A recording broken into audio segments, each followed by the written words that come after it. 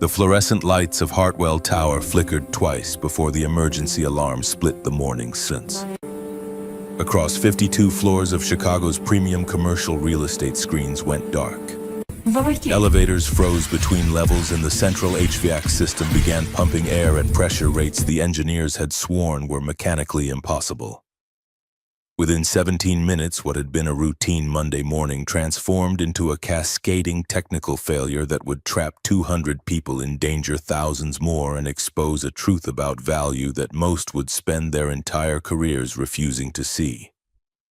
Garrett Brennan noticed the problem first, though nobody would ask him about it for 3 more days. His shift ended at 7, but the sound had been wrong since 2:30, a harmonic in the ventilation system that didn't belong, a frequency shift of 0.2 hertz. That meant the number 3 fan had lost its balance by exactly enough to stress the mounts without triggering the automated alerts. He'd logged it in his notebook, the black 8x10 with the worn cover that lived in his locker 3 floors down, alongside temperature differentials and pressure readings that painted a picture none of the credentialed engineers could see because they never looked at the raw data, never listened to what the building was actually saying beneath all its programmed reassurances. The alarm caught him at the west corridor of the 42nd floor mop bucket beside him. His attention fixed on something beyond the glass partition that separated the maintenance access from the operations hub. Steam rose from coffee in paper cups. Men in business casual leaned over workstations, their voices sharp with the kind of controlled panic that came from having procedures for every crisis except the one currently unfolding. Garrett's hands, scarred from chemical burns, calloused from 3 years and 9 months of work. The building's occupants never saw tightened on the mop handle as he calculated how long it would take for the pressure differential to become genuinely dangerous. 40 minutes, maybe less if the automated compensations kicked in the way he suspected they would. Not the way they were designed to, but the way corrupted systems actually behaved when they'd been learning from bad data for 18 months.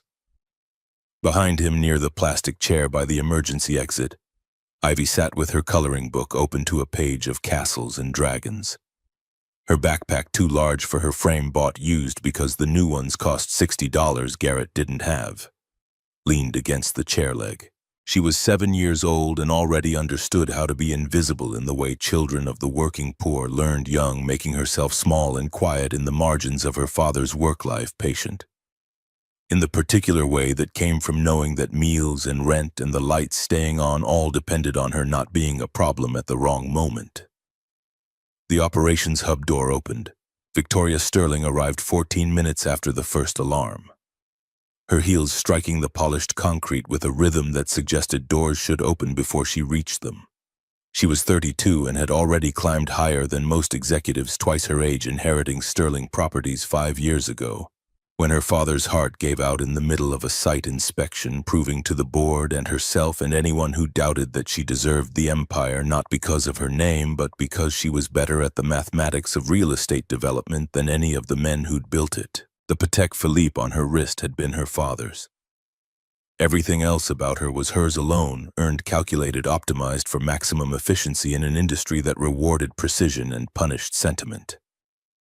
Her eyes swept across the room with the focused assessment of someone who'd learned to categorize humans into hierarchies of relevance. Executives, engineers, technicians, security personnel, each occupying their assigned role in the machine that kept a 52-story mixed-use tower functioning. A man in maintenance coveralls stood near the corridor, mop bucket attention on the screens. Unremarkable in every way that mattered to Victoria's operational calculus. Theo, one of the junior technicians, glanced toward the maintenance worker, perhaps considering something about the ventilation patterns, perhaps just looking for a surface to set his tablet. Garrett took a half step forward, the notebook emerging from his pocket, even though every previous attempt had taught him that offering technical insights from his position was received as a category error. A janitor failing to understand the boundaries that kept organizations functioning smoothly. His voice came out quiet, differential, shaped by 3 years of understanding exactly where he stood in other people's frameworks. The pressure readings on floors 38 through 41 were cycling in a pattern. Might want to check the reference sensors against the backup calibration logs from October. Theo looked up, confusion flickering across his face. Before he could respond, Victoria's voice cut through the noise with the surgical precision of someone who'd built a career on knowing exactly when to eliminate variables that threatened to derail efficient decision-making. He's just a janitor. He doesn't understand these things. The words landed with perfect clarity, not malicious, not calculated to wound, simply accurate within the framework everyone in the room accepted as fundamental. Janitors cleaned, engineers diagnosed. The categories were clear, and crossing them created the kind of organizational disorder that people like Victoria Sterling had spent their entire professional lives learning to prevent. Garrett nodded once the slight dip of his chin that he'd perfected over years of accepting his position in hierarchies he couldn't change. He stepped back toward his cart, toward his mop, toward the role the world had assigned him and that he'd chosen because choosing nothing felt safer than choosing wrong again. The notebook slipped back into his pocket, its 147 pages of observations returning to darkness where they belonged. But Ivy had been watching. Ivy was always watching, absorbing the mechanisms by which the adult world sorted people into categories that had nothing to do with who they actually were. Her eyes tracked her father's retreat, the way his shoulders carried the weight of dismissal as naturally as they carried everything else he refused to let her see. That evening, in Garrett's 15-year-old Honda Civic with 210,000 miles showing on the odometer, Ivy asked the question that lodged itself beneath his ribs like a splinter too deep to extract. "Daddy, when you told that man about the building, why didn't he listen?" Garrett's hands tightened on the steering wheel. The car smelled like French fries from the McDonald's bag on the passenger seat dinner because he'd been too exhausted to cook, and because his mother's apartment where Ivy would spend the evening while he slept before his next shift was 15 minutes away through Chicago traffic that never got better, only differently terrible depending on the hour. "Sometimes people only hear certain voices, Ivy. But your voice works fine. I can hear you." He squeezed her hand and said nothing because there was nothing to say that wouldn't teach her something. He wasn't ready for her to learn that the world measured people's worth by credentials instead of capability, that being right without the proper paperwork made you wrong by default, that her father had chosen invisibility over risk because 4 years ago he'd learned that visibility could kill the people you loved if you weren't careful about when and how you showed up. The night shift at Hartwell Tower suited Garrett in ways he rarely examined too closely. 11 at night until 7 in the morning. 5 days a week, $34,000 a year. Minus taxes that left him with just enough for rent on the studio apartment. He rarely saw childcare from his mother, who refused payment but whose medical bills he covered anyway. And the slow accumulation of debt from Natalie's accident that the insurance company had fought for 18 months before paying 80% of what they owed. The building breathed differently after midnight. Its mechanical systems hummed in frequencies most people never noticed because they were busy in daylight hours, when the white noise of human activity drowned out the specific complaints of aging infrastructure. Garrett noticed. He'd been trained to notice back when he was a mechanical engineer with a Purdue degree and a career trajectory that had him on track for senior project engineer by 30. That was before Natalie's phone call on a Tuesday morning in December 4 years ago, before the choice between being at a job site in Memphis or being the husband who came home when his wife said she felt dizzy. Before 20 minutes became the difference between a life and a funeral, between a family and a father raising a daughter alone while carrying guilt that weighed more than any technical manual he'd ever studied. The building spoke to him in vibrations and temperature gradients and pressure differentials that told stories the monitoring systems missed. The slight tremor in the west stairwell every morning at 2:30 meant the fire suppression system needed recalibration, not enough to trigger alerts, just enough to stress the mounts over time. The temperature on floor 39 ran 2 degrees colder than 40, suggesting ductwork degradation at precisely the joint where the renovation crew had cut corners 3 years ago. He'd reported it to Russell Vance, the facilities manager, who'd said that maintenance observations were appreciated but engineering decisions required engineering credentials and budgets that didn't exist for problems that weren't yet problems. So Garrett wrote it all down instead. The black notebook lived in his locker alongside the spare coveralls and the thermos that kept coffee hot for 6 hours. 247 pages of handwritten observations that would have impressed the building's actual engineers, if any of them had bothered to look, which none of them would because janitors didn't write technical documentation. They emptied trash and mopped floors and remained fundamentally invisible to the people whose offices they cleaned while those people were home sleeping. Page 156, dated October 15th, 2 months ago, contained the observation that would have prevented everything if anyone had listened. Pressure sensor B41 on the 41st floor was reading 36.8 psi, while the corresponding sensors on floors 38, 40, and 42 held steady at 35.5.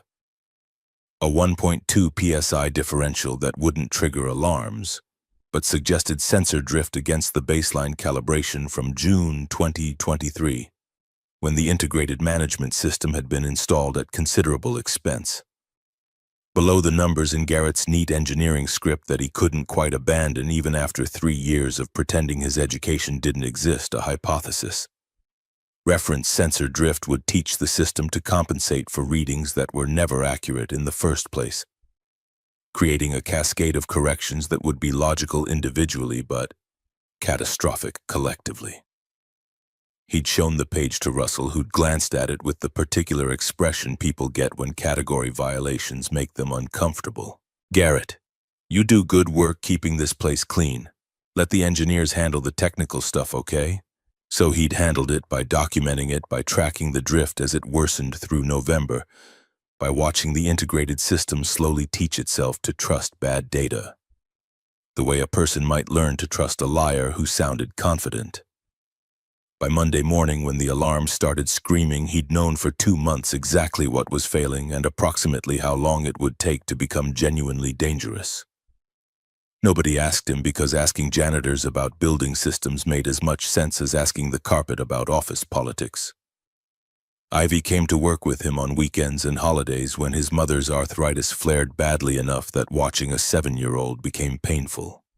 She'd learned to pack activities that didn't require much space or supervision. Coloring books, chapter books from the library. A stuffed rabbit that had been Natalie's when Natalie was 7 and still believed the world was fair. Sometimes Ivy would walk beside Garrett as he made his rounds, asking questions that cut through the darkness like small flashlights pointed at truths adults had learned to ignore. "Why do some people not say hi to us?" "They're busy, sweetheart." But the lady in the red shoes said hi to the man with the briefcase. He was busy too. Garrett had learned to navigate these conversations the way he navigated the building's service corridors, knowing which turns led to dead ends and which opened into larger spaces where honest answers could live without hurting too much. He never lied to Ivy, but he'd become skilled at editing reality into shapes a 7-year-old could hold without cutting herself on the sharp edges. Victoria Sterling existed in a different universe entirely. Hers measured value in quarterly projections and credential pedigree in corner offices and compensation packages that would have covered Garrett's salary for 15 years. She'd graduated summa cum laude from Wharton, spent 4 years at McKinsey learning to see organizations as systems of optimizable components, been recruited to Sterling Properties with equity stakes that made her a millionaire before she turned 30. When her father died suddenly in January 2020, the board had spent 2 months debating whether Robert Sterling's daughter was ready for the CEO role or whether they needed to bring in someone with more seasoning. She'd spent those 2 months building a presentation that demonstrated she understood the business better than any external candidate they could hire, that her last name was an asset, not a liability, that the company's 40% growth over 5 years under her leadership would prove the doubters wrong. They'd appointed her in March 2020. By December 2024, Sterling Properties' portfolio had expanded from 31 buildings to 47. Revenue was up 60%. Employee satisfaction scores were down 18%. But employee satisfaction didn't show up on balance sheets the way revenue did. So the board considered it a reasonable trade-off for the kind of aggressive growth that made shareholders happy and kept activist investors away. Victoria's success was genuine, built on intelligence and relentless work ethic, and a particular kind of clarity about how organizations functioned when you stripped away the sentimental narratives people told themselves about teamwork and culture. People were resources. Resources could be optimized. Optimization meant identifying the highest value inputs and eliminating friction from decision-making processes. A janitor was a line item in the facility's budget, a function rather than a person. Certainly not someone whose observations might hold value in a crisis that required actual engineering expertise. The phrase "just a janitor" had not been calculated cruelty. It was simply the natural output of a system that sorted humans into hierarchies of relevance, based on credentials and titles and the particular social markers that separated people who made decisions from people who implemented them. Victoria had spoken it the way one might say "just a Tuesday" or "just coffee," words that held weight only because Garrett was there to receive them, because Ivy was there to witness them, because the gap between observation and authority was wide enough to swallow entire careers. The crisis deepened throughout Monday. Initial diagnostics from the building's operations team pointed to a cascading failure in the integrated management system, the network of sensors and actuators and control algorithms that governed everything from lighting to life safety. Graham Wolfe arrived at 9 that morning with his team of 4 specialists. Their consulting firm's reputation built on 30 years of solving problems that regular engineering staff couldn't handle. He was 56, MIT PhD, held patents on building automation systems, charged $2,500 per hour plus expenses. His approach was methodical, data-driven, theoretically sound. Each fix created new problems. Replacing pressure sensors made the fire suppression system activate randomly. Rebooting the control system changed which elevators were frozen but didn't unfreeze them. Manual overrides sent temperature swings cascading through residential floors, making apartments uninhabitable in 90-degree heat or 50-degree cold depending on which override they tried. Garrett watched from his position in the shadows, invisible in the way that all service workers learned to be. He saw the consultants chasing symptoms rather than causes, implementing solutions that addressed surface manifestations while leaving the underlying feedback loop untouched. He saw Victoria's confidence beginning to crack at the edges, her voice growing sharper, as Monday stretched into evening without progress. He saw the pattern continuing to evolve, spreading through building systems like an infection that nobody was treating because nobody had correctly diagnosed the disease. His notebook sat in his locker with October's warning still on page 156, untouched, unread, irrelevant, because the person who'd written it lacked the credentials that would make his observations credible. Tuesday evening, 10:47 at night. Garrett was finishing his rounds on the 42nd floor when the notebook fell from his pocket.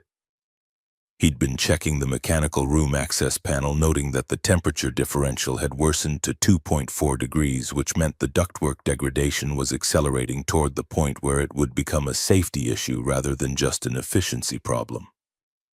The notebook hit the polished concrete floor and several loose pages scattered across the space near the operations hub's glass wall. Victoria heard the rustling. She'd been there since 6 that morning.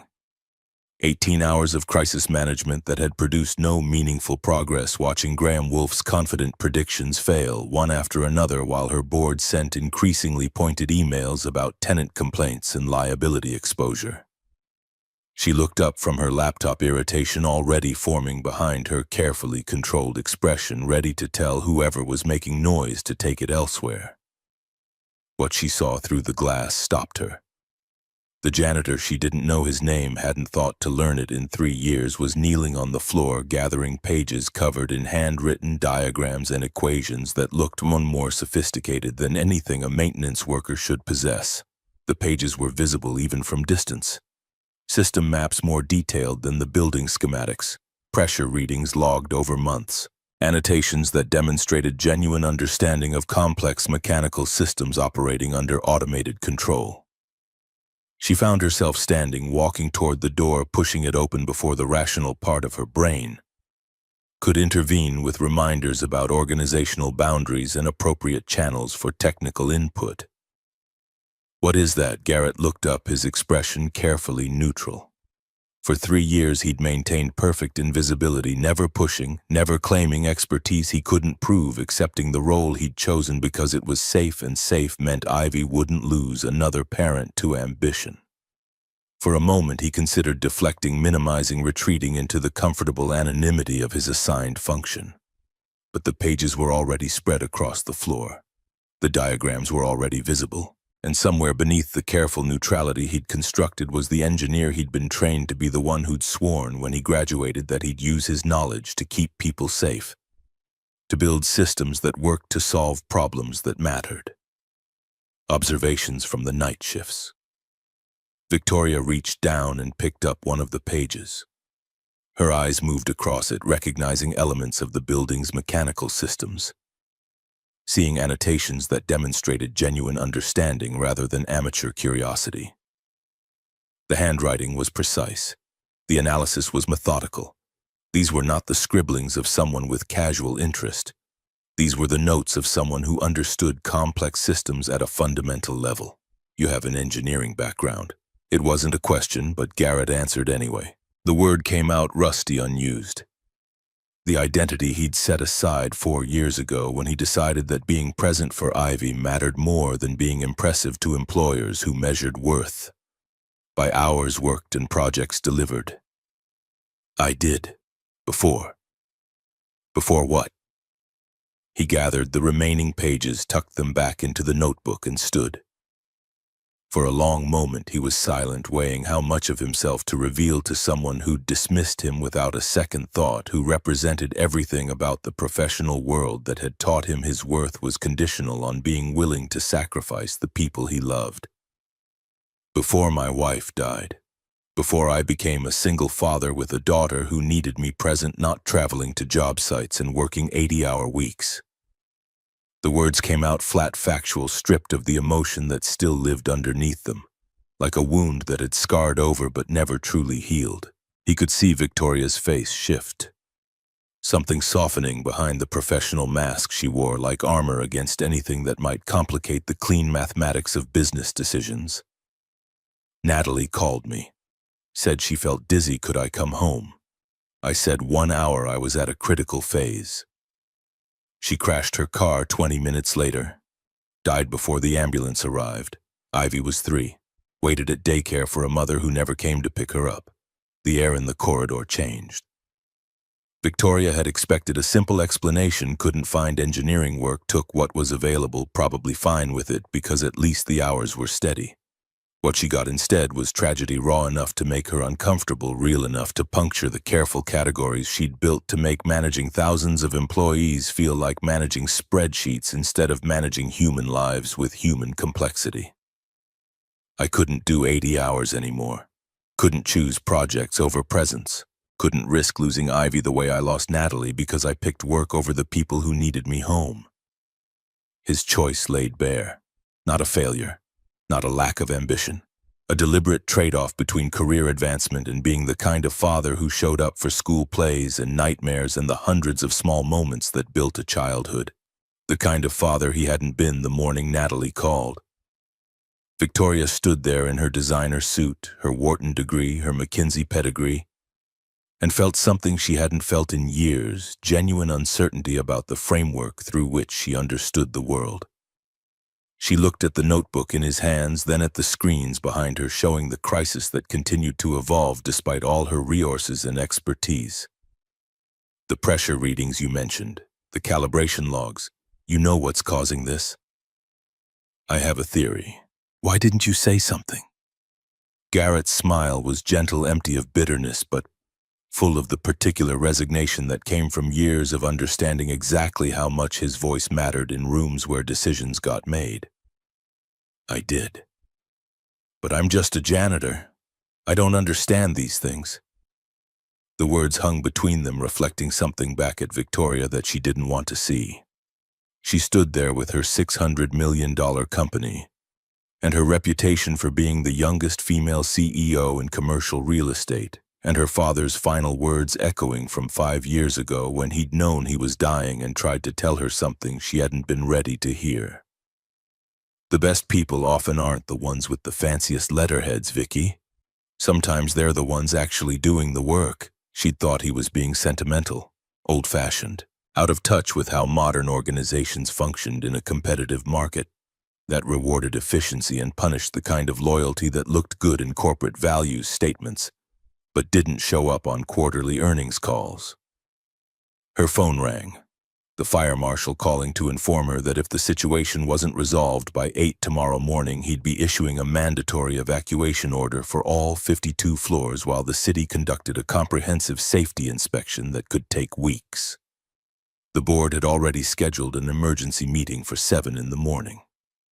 The media had picked up the story. Sterling Properties' stock price had dropped 4% in after-hours trading on rumors that their flagship building was unsafe. Victoria looked at Garrett at the notebook that held 3 years of observations that might have prevented everything if anyone had asked if anyone had thought to listen to the person who knew the building better than anyone because he was there when everyone else went home.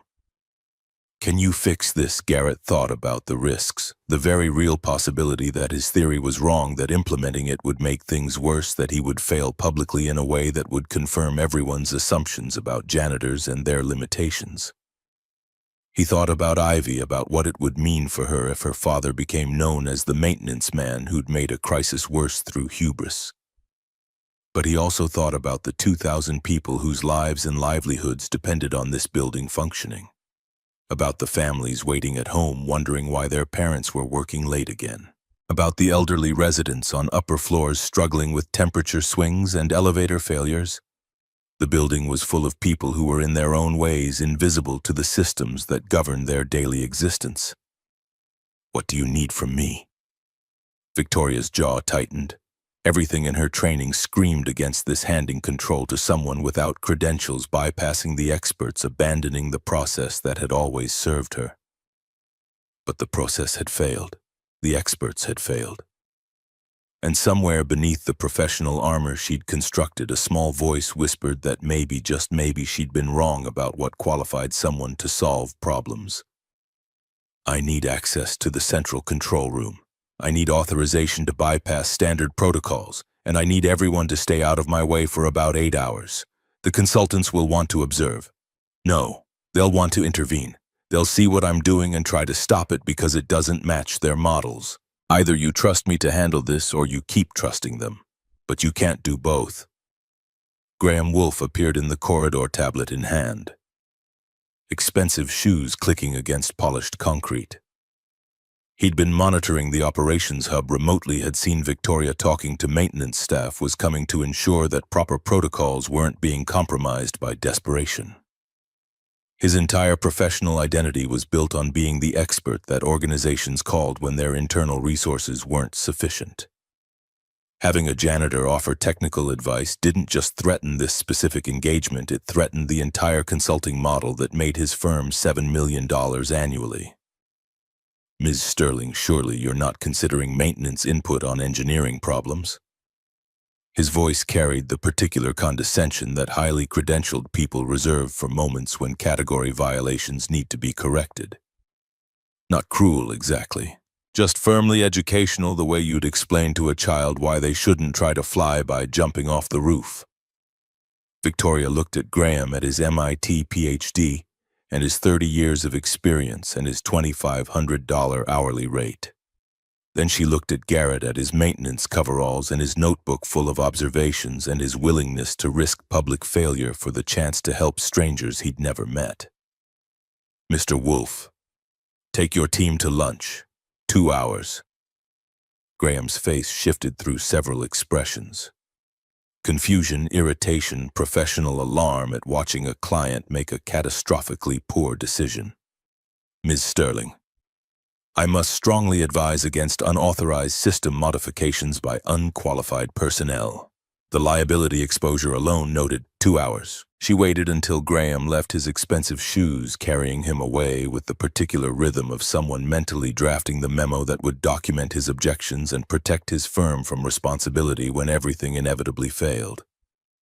Then she turned back to Garrett, to the man she'd dismissed without thought 18 hours ago, and made a choice that would either save her career or end it.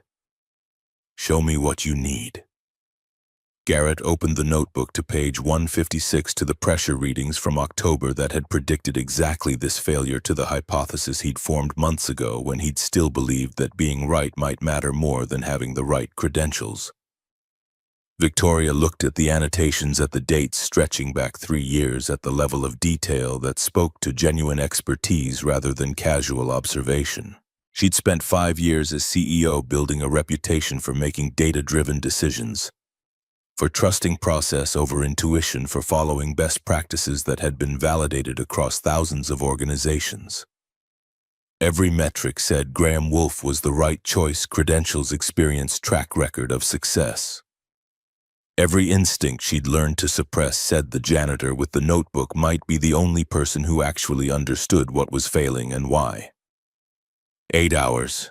I'll keep everyone clear, but if this doesn't work, then you'll have someone to blame who was never supposed to succeed anyway. A janitor who got above his station. Your reputation stays intact. The honesty surprised her. He was offering her political cover, a way to protect herself regardless of outcome. Strategic thinking she'd expect from a seasoned executive, not from someone who spent his nights mopping floors. Something else her father had tried to tell her before he died. Something about how the smartest people weren't always the ones with the most impressive resumes. Ivy's with your mother? The question came without planning, and she saw something shift in Garrett's face at the mention of his daughter. She's at the end of the hall. Wanted to come with me today. Victoria looked past him through the small window in the mechanical room door. She saw the girl sitting in a plastic chair with a coloring book, attention focused entirely on the page in front of her, wearing the same oversized backpack and the same patient expression, as if waiting was simply what children did when their fathers had important work that couldn't wait. Okay, 8 hours. Show me what you need. The central control room hummed with the low frequency of servers and cooling systems that most employees never heard. Wednesday afternoon sunlight angled through windows 52 stories above Chicago streets, illuminating dust particles that danced in geometric patterns, while Garrett stood before the main interface wearing coveralls that suddenly felt like a costume from someone else's life. Victoria had cleared the space as promised, posting security at both entrances with instructions that no one was to enter under any circumstances. The screens displayed error codes in red cascade system maps that looked like metropolitan transit networks designed by someone having a nervous breakdown, pressure readings that spiked and dropped in patterns that would have been beautiful if they weren't dangerous. Garrett's hands moved across keyboards and touchscreens with the fluency that 3 years of forced retirement hadn't quite erased. Muscle memory from Purdue, from 5 years of mechanical engineering work before Natalie's phone call, had rewritten every priority he thought he understood. He wasn't fixing the system in the conventional sense. Fixes implied you knew what was broken and could replace it with something better. What Garrett was doing required listening, tracing the pathways of the building's confusion, following threads of corrupted data back to their source. Like a detective investigating a crime where the criminal was mathematics itself, logic applied to false premises until the conclusions became catastrophic. The feedback loop he'd identified was more complex than his October notes had anticipated. It had begun 18 months ago when the integrated management system was first installed, when a single pressure sensor in the regulation network had been calibrated against an incorrect reference point, a tiny error, 0.8 psi off baseline, that should have been caught during commissioning, but had slipped through quality control in the rush to meet the installation deadline that Sterling Properties had negotiated, with penalty clauses for every day of delay. Over 18 months, that 0.8 psi had propagated through the system's machine learning algorithms, teaching the building to compensate for readings that were never accurate, creating a cascade of corrections that were each individually logical but collectively catastrophic. Graham Wolfe and his team had been treating symptoms because they trusted the system's baseline assumptions. They'd adjusted algorithms, replaced physical components, redesigned control protocols without ever questioning whether the foundation itself was corrupt. Garrett understood that the solution required not fixing the system, but teaching it to distrust itself, to rebuild its reference points from empirical observation rather than corrupted memory. Victoria watched through the observation window, unable to leave because her career hung on what happened in the next 8 hours, unable to help, because this wasn't her domain of expertise. She'd spent 5 years as CEO making decisions based on data and credentials, and the kind of systematic analysis that McKinsey had taught her was the only reliable path to consistent results. Every framework she trusted said Graham Wolfe was the right choice. Every instinct she'd learned to suppress whispered that the janitor with the notebook might be the only person who genuinely understood what was failing. Her phone buzzed every 20 minutes. Graham calling from whatever restaurant he'd retreated to with his team, leaving voicemails that grew progressively more urgent about liability exposure and professional standards and the catastrophic reputational damage that would result when this experiment inevitably failed. She deleted them without listening past the first sentence. The board had scheduled their emergency meeting for 7 tomorrow morning. The fire marshal had extended his deadline to 8, giving her exactly 19 hours to either solve this or preside over the evacuation and inspection that would make every business news outlet in the country and destroy whatever credibility she'd built over 5 years of trying to prove she deserved her father's company through merit rather than inheritance. Ivy had created a small fortress under one of the workstation desks in the operations hub. Blanket pillow, 3 library books about dragons, and the illustrated chapter book about a girl who builds a flying machine from spare parts. She'd learned to make herself comfortable in the margins of adult crises, patient in the way children become when they understand that meals and stability depend on not being a problem at the wrong moment. Her coloring book lay open to a page of castles, but she wasn't coloring. She was watching her father through the glass partition with an intensity that made Victoria uncomfortable because it suggested the child understood stakes that 7-year-olds shouldn't have to calculate. The first hour produced small victories that felt enormous against the backdrop of Monday and Tuesday's failures. Garrett completed phase 1 of his approach, mapping the corruption, tracing how the initial sensor error had metastasized through 47 subsystems over 18 months. On screens throughout the operations hub, error codes in isolated zones began clearing, replaced by status indicators that showed systems returning to parameters they hadn't seen since before the integrated management system went live. Temperature swings on floors 40 through 42 dampened from 18-degree variations to 3. Pressure readings in the East Wing normalized enough that Graham's team, if they'd been watching remotely, would have started questioning their own diagnostic conclusions. Victoria texted the board members implementing alternative solution. Updates in 3 hours.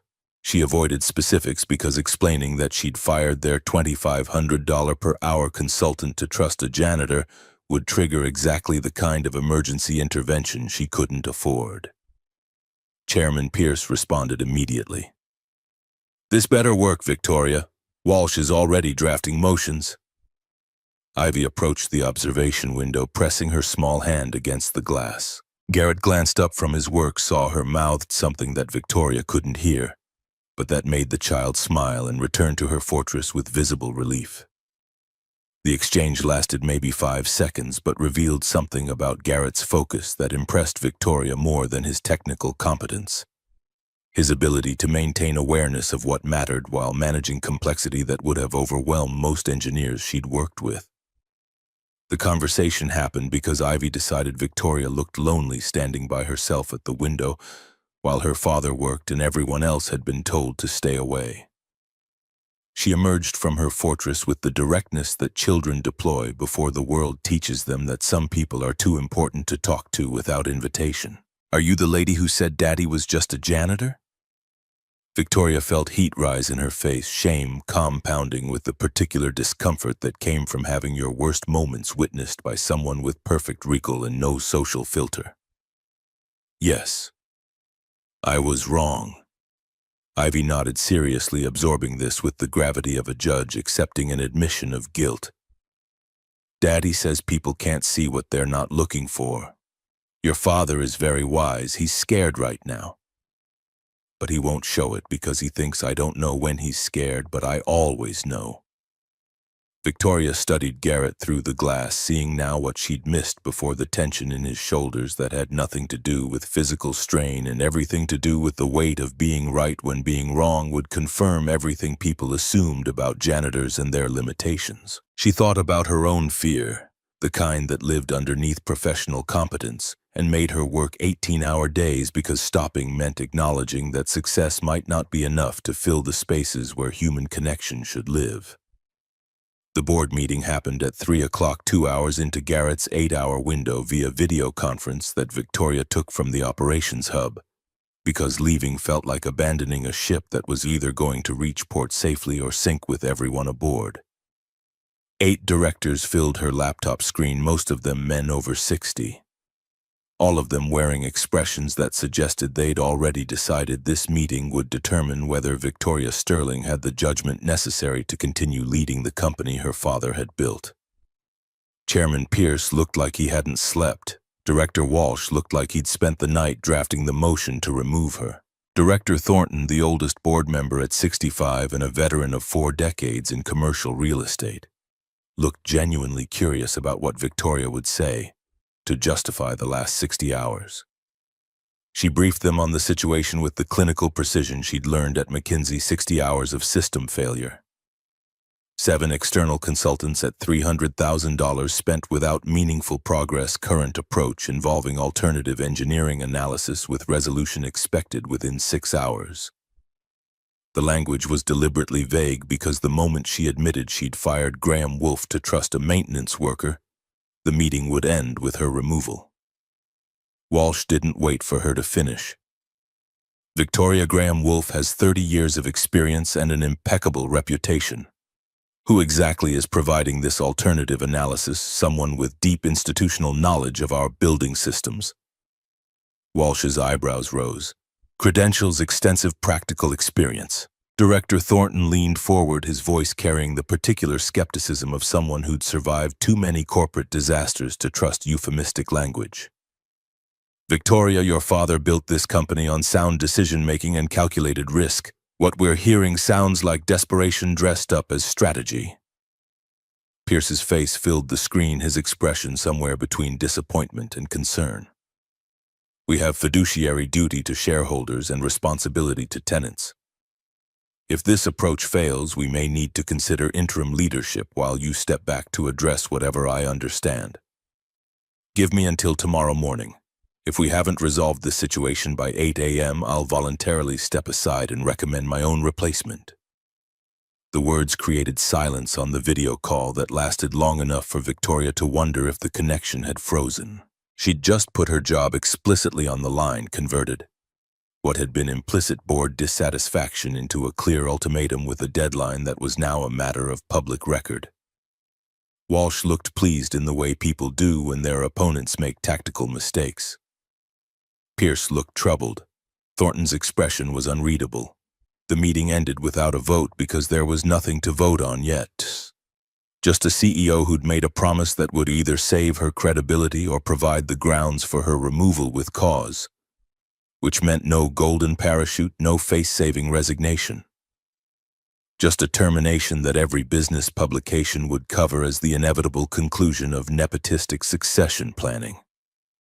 Garrett heard portions of the board meeting through the wall that separated the control room from the operations hub. The acoustics in Hartwell Tower had always been better than the architect's intended sound, traveling through ventilation ducts and structural columns in ways that maintenance workers learned to navigate, but that office workers never noticed because they weren't listening. He heard Victoria stake her career on his theory, heard Walsh question her judgment, heard her promise to resign if this failed. The weight multiplied, not just the building's 2,000 occupants now, not just Victoria's professional reputation, but the future of a $600 million company and everyone whose livelihood depended on it. His hands trembled slightly as he entered the next sequence of commands. 7 years ago, before Natalie died, he would have thrived on this kind of pressure, would have seen it as validation that his skills mattered, that he could make a difference on problems that stumped more credentialed engineers. Now it just felt like another way to fail people who were trusting him not to. Hour 3 brought the setback that transformed an already dire situation into something approaching catastrophe. Garrett completed the primary recalibration at 4:16 Wednesday afternoon.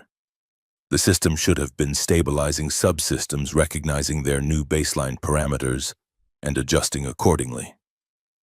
Initial readings were promising pressure normalizing across 40 floors, HVAC returning to specified temperature ranges, fire suppression indicators showing reliable data for the first time in 64 hours. Then everything fractured. The new cascade began differently than the original failure, following pathways through the building's systems that Garrett's analysis hadn't predicted, because the corruption was deeper than he'd understood. All 8 elevators entered emergency lockdown simultaneously, their safety protocols triggered by phantom readings that suggested catastrophic mechanical failure in every car at once.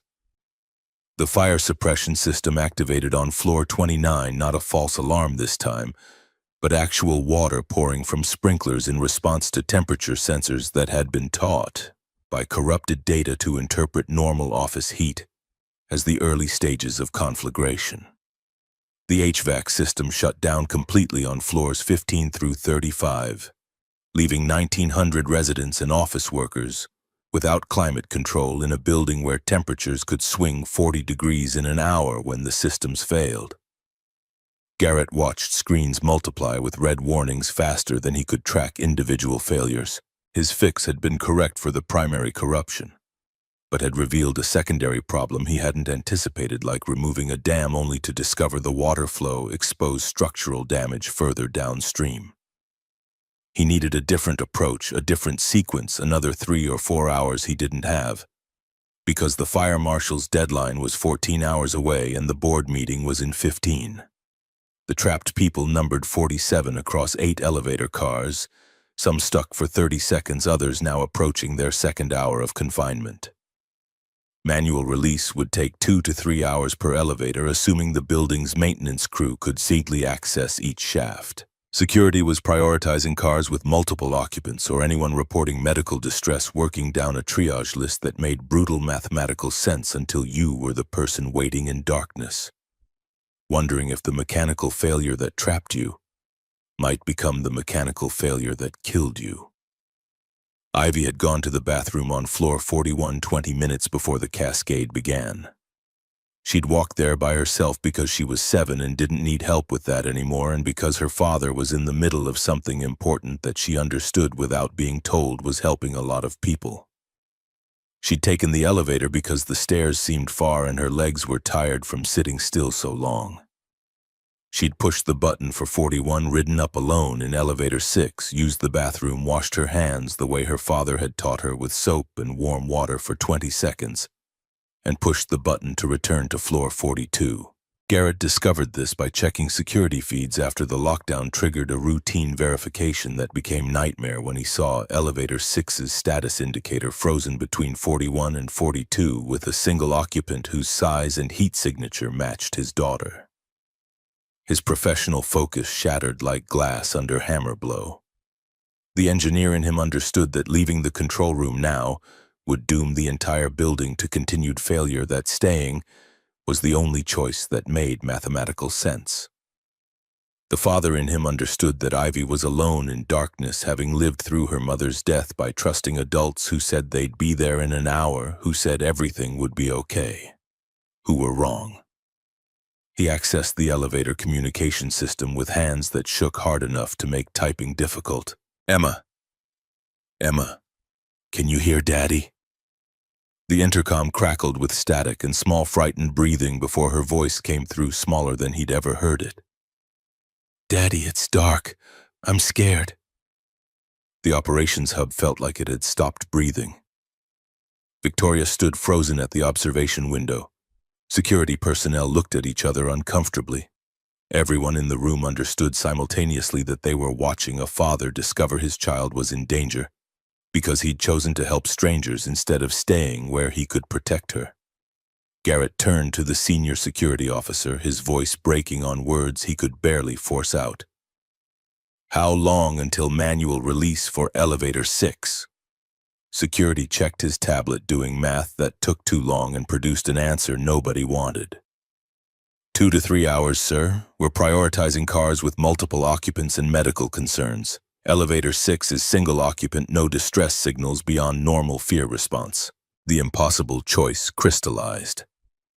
Garrett could leave the control room, navigate to the 41st floor mechanical access manually, crank open the elevator, and extract Ivy in 30 minutes.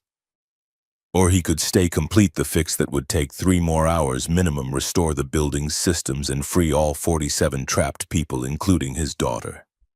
If he left, Victoria lost her company, and 46 other people stayed trapped until Graham's team could be recalled and start over from diagnostic square one, which would take days, not hours.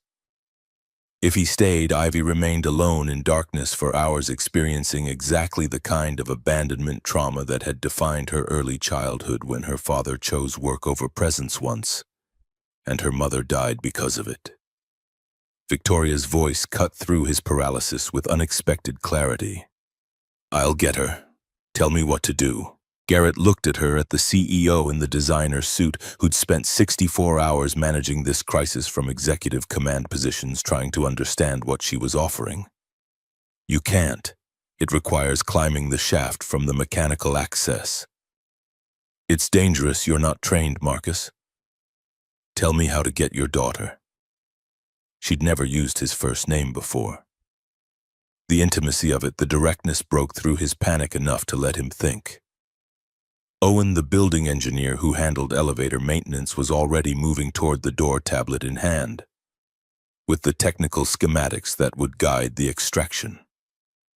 Garrett gave rapid instructions that felt inadequate: access panel locations, manual crank operation, safety protocols for working in an active shaft even with power disabled. Owen nodded along, professional and calm, then looked at Victoria to confirm she understood. This would require physical exertion in confined spaces with legitimate danger from falls or equipment failure. Victoria removed her heels, handed them to her assistant Nathan, who'd been standing uselessly in the corner, and followed Owen toward the emergency stairs. Her pencil skirt was too tight for climbing, but that was a problem she'd solve when she reached it. Graham Wolfe had spent 3 days failing with every advantage. She could spend 30 minutes succeeding with none. The elevator shaft access on floor 41 smelled like machine oil and metal, and the particular staleness of spaces where humans rarely ventured. Owen propped open the access panel and showed Victoria the maintenance ladder that ran vertically alongside the elevator tracks, narrow steel rungs designed for workers in coveralls and harnesses, not executives in designer clothing. Elevator 6 hung suspended 15 feet below them, its emergency hatch visible on the roof between guide rails that looked too close together for safe passage. Owen extended the safety harness that he'd carried from the maintenance office. "Ms. Sterling, I can handle this. You don't need to. She's 7 and alone. She needs to see a face she knows." Victoria clipped into the harness with fingers that trembled slightly but didn't hesitate. Tested the connection the way Owen showed her, then swung out onto the ladder with movements that were awkward but functional. The shaft stretched into darkness above and below, the kind of void that made evolutionary instincts scream about heights and falling and death. She focused on the rungs, one hand, then the other feet, finding purchase descending toward the elevator that held a child whose father had trusted her with the most important thing in his life. Inside elevator 6, Ivy sat with her knees pulled to her chest in the corner farthest from the doors. Emergency lighting cast shadows that moved when she breathed. She'd tried the phone but got only dial tone. She'd tried the door button but nothing happened. She'd tried being brave the way Daddy always was, but bravery was harder when you were alone and 7 and your mother had died in a place that was supposed to be safe. She talked to herself in whispers, practicing the things Daddy said when things were scary. "Buildings are safe. Daddy says I'm okay. Help is coming. Someone always comes." But her mother had thought someone was coming too, and Daddy had said an hour and 20 minutes later Mommy was dead. The sound of metal scraping metal made her look up. The hatch on the elevator ceiling was moving, manual crank turning with effort that transmitted down through the car's frame as vibration. Light spilled in from above, and then a face appeared, the lady with the clicky shoes who'd said Daddy was just a janitor, except now her hair was messy and her face was streaked with something dark, and she was reaching down with a hand that had scrapes across the knuckles. "Emma, I'm Victoria. Your dad sent me." Ivy stared at her, processing this development against everything she understood about adults and their hierarchies. The clicky shoes lady Victoria laughed, surprising herself with how genuine it sounded. "Yes, without the shoes now." The extraction required Victoria to anchor herself against the elevator roof while pulling a 48-pound child through a hatch that was barely large enough for the purpose. Ivy hesitated at the edge, looking at Victoria with an expression that carried years of learning to evaluate adult trustworthiness. "You said Daddy was just a janitor." Victoria's chest tightened with shame that felt more acute than anything the board had made her feel. "I was very wrong. Your daddy is brilliant, and right now he's saving everyone in this building, including us. Are you his friend now? I'd like to be." Ivy took her hand. Victoria pulled with strength. She didn't know she had guided the child onto the elevator roof and spent 15 minutes navigating back up the ladder with Ivy clinging to her back, small arms wrapped around her neck, breathing that gradually steadied from panic to something approaching calm. Victoria's suit jacket tore on a sharp edge. Her skirt split along the seam. Her hands bled from gripping rungs that had never been designed for skin without gloves. They emerged through the access panel to Owen's worried face and Nathan's shocked expression, and the beginning of a story that would spread through Sterling Properties before the day ended. The CEO who'd climbed into an elevator shaft in a business suit to rescue a maintenance worker's daughter because being right about credentials mattering less than capability required being willing to act like it was true. The return to the operations hub felt like a parade Victoria hadn't asked for. Ivy ran ahead, burst through the control room door, and launched herself at her father with the force of someone who'd been holding together for 30 minutes and could fully let go. Garrett caught her, sank to his knees, held her with a grip that looked desperate even from outside the glass. Victoria stood back watching them, her expensive clothes ruined, her hands bleeding, her hair a disaster. Feeling more alive than she'd felt in 5 years of perfectly executed quarterly results. Something had shifted in her chest during that climb, some wall between what she'd been taught mattered and what actually did. Success wasn't corner offices and Forbes profiles and stock prices that made shareholders happy. Success was a father holding his daughter after she'd been scared, was keeping people safe when systems failed, was being willing to admit you were wrong about fundamental things, and then doing the work to be right. She caught Garrett's eye through the glass.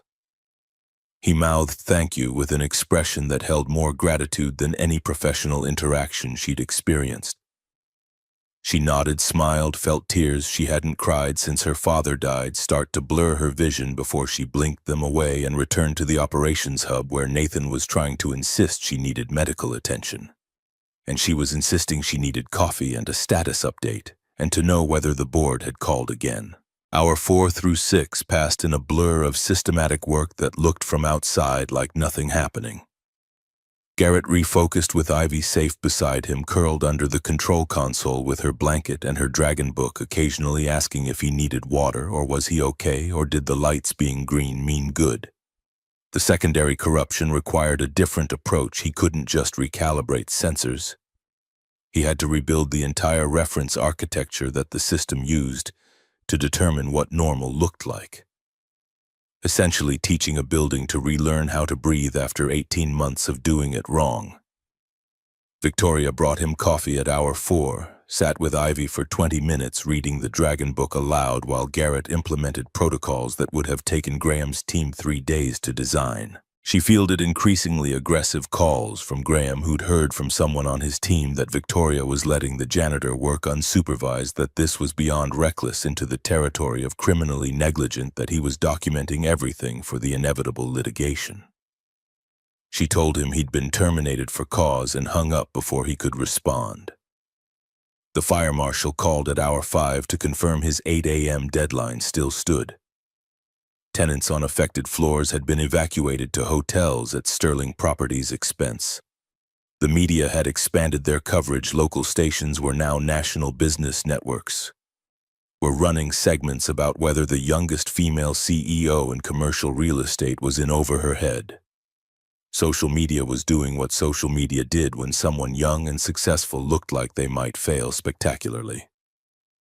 Pierce called at hour 6. Victoria, the board is meeting at 7 tomorrow as scheduled, but Walsh has circulated his motion to remove you with cause effective immediately if the building isn't fully operational by deadline. He has the votes. I'm sorry. She thanked him for the warning and ended the call. Garrett had looked up from his work when her phone rang, had seen her face after she hung up, understood without being told that his success or failure would determine more than building systems.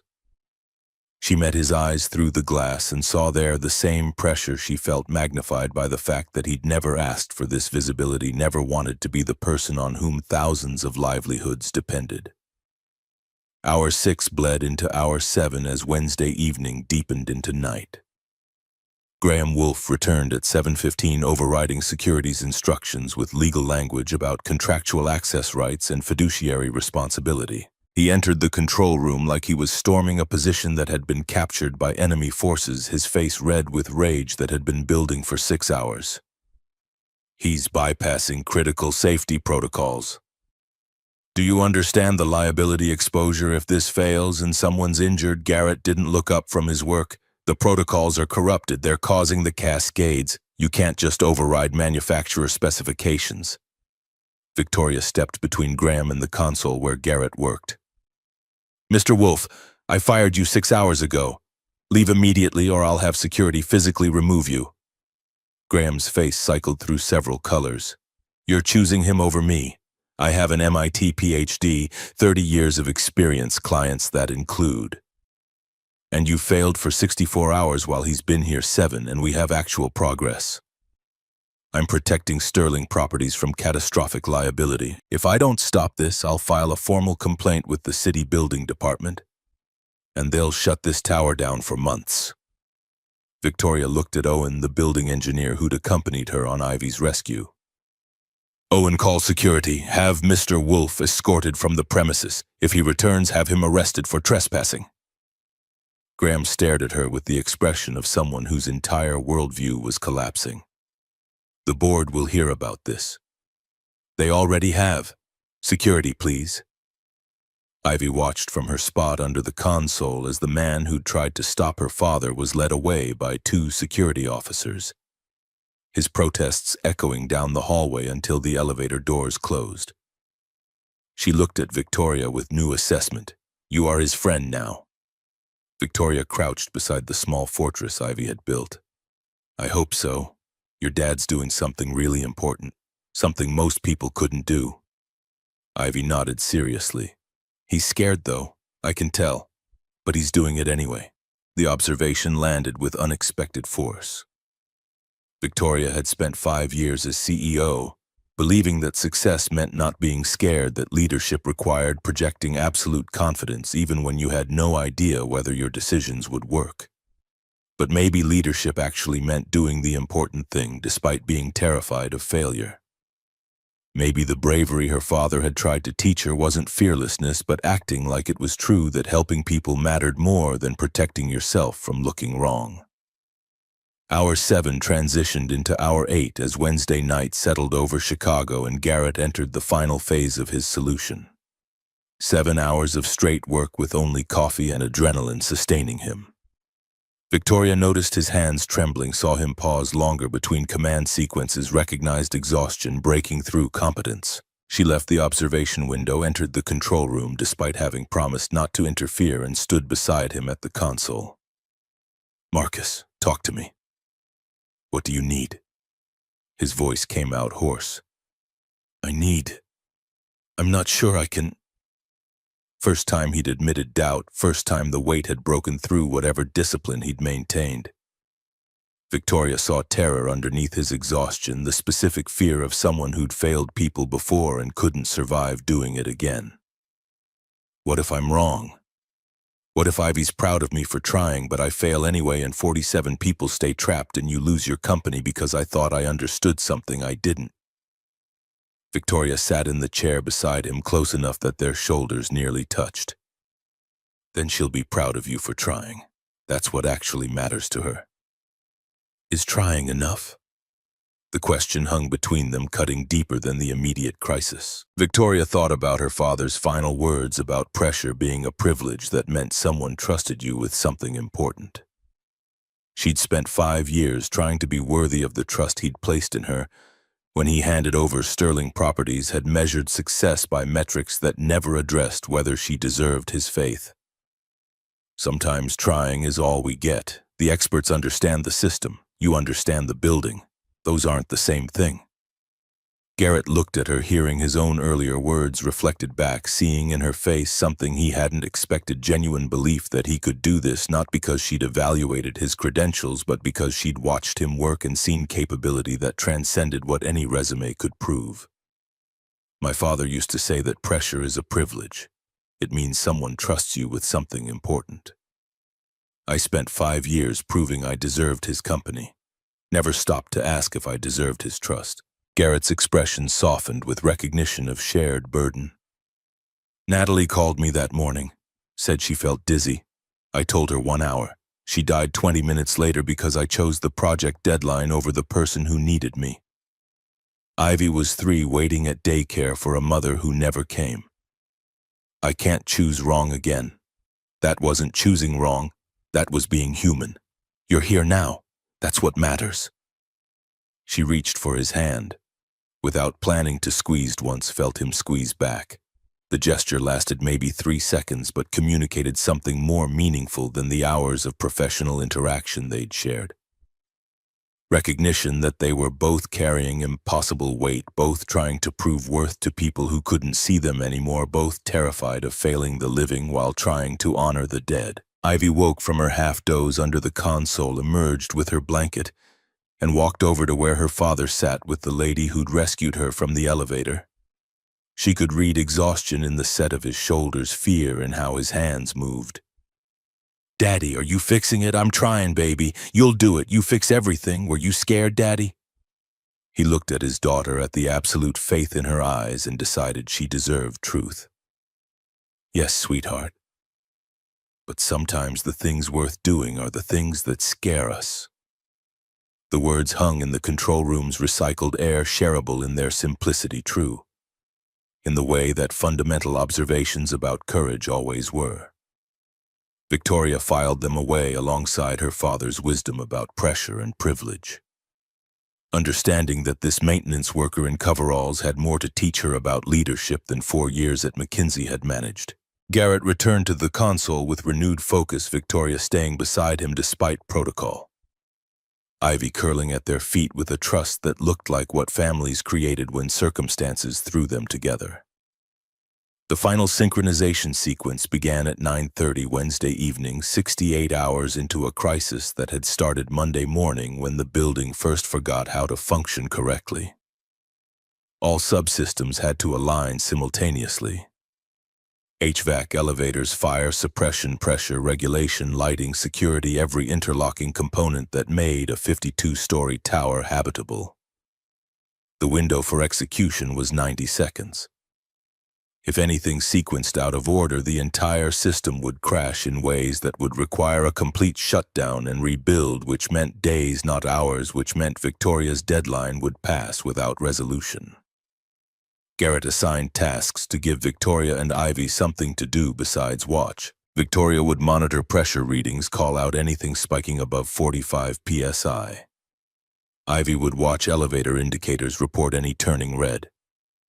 The division of labor was partly tactical, partly psychological, including them in the process so they'd feel ownership of success, or at least complicity in failure.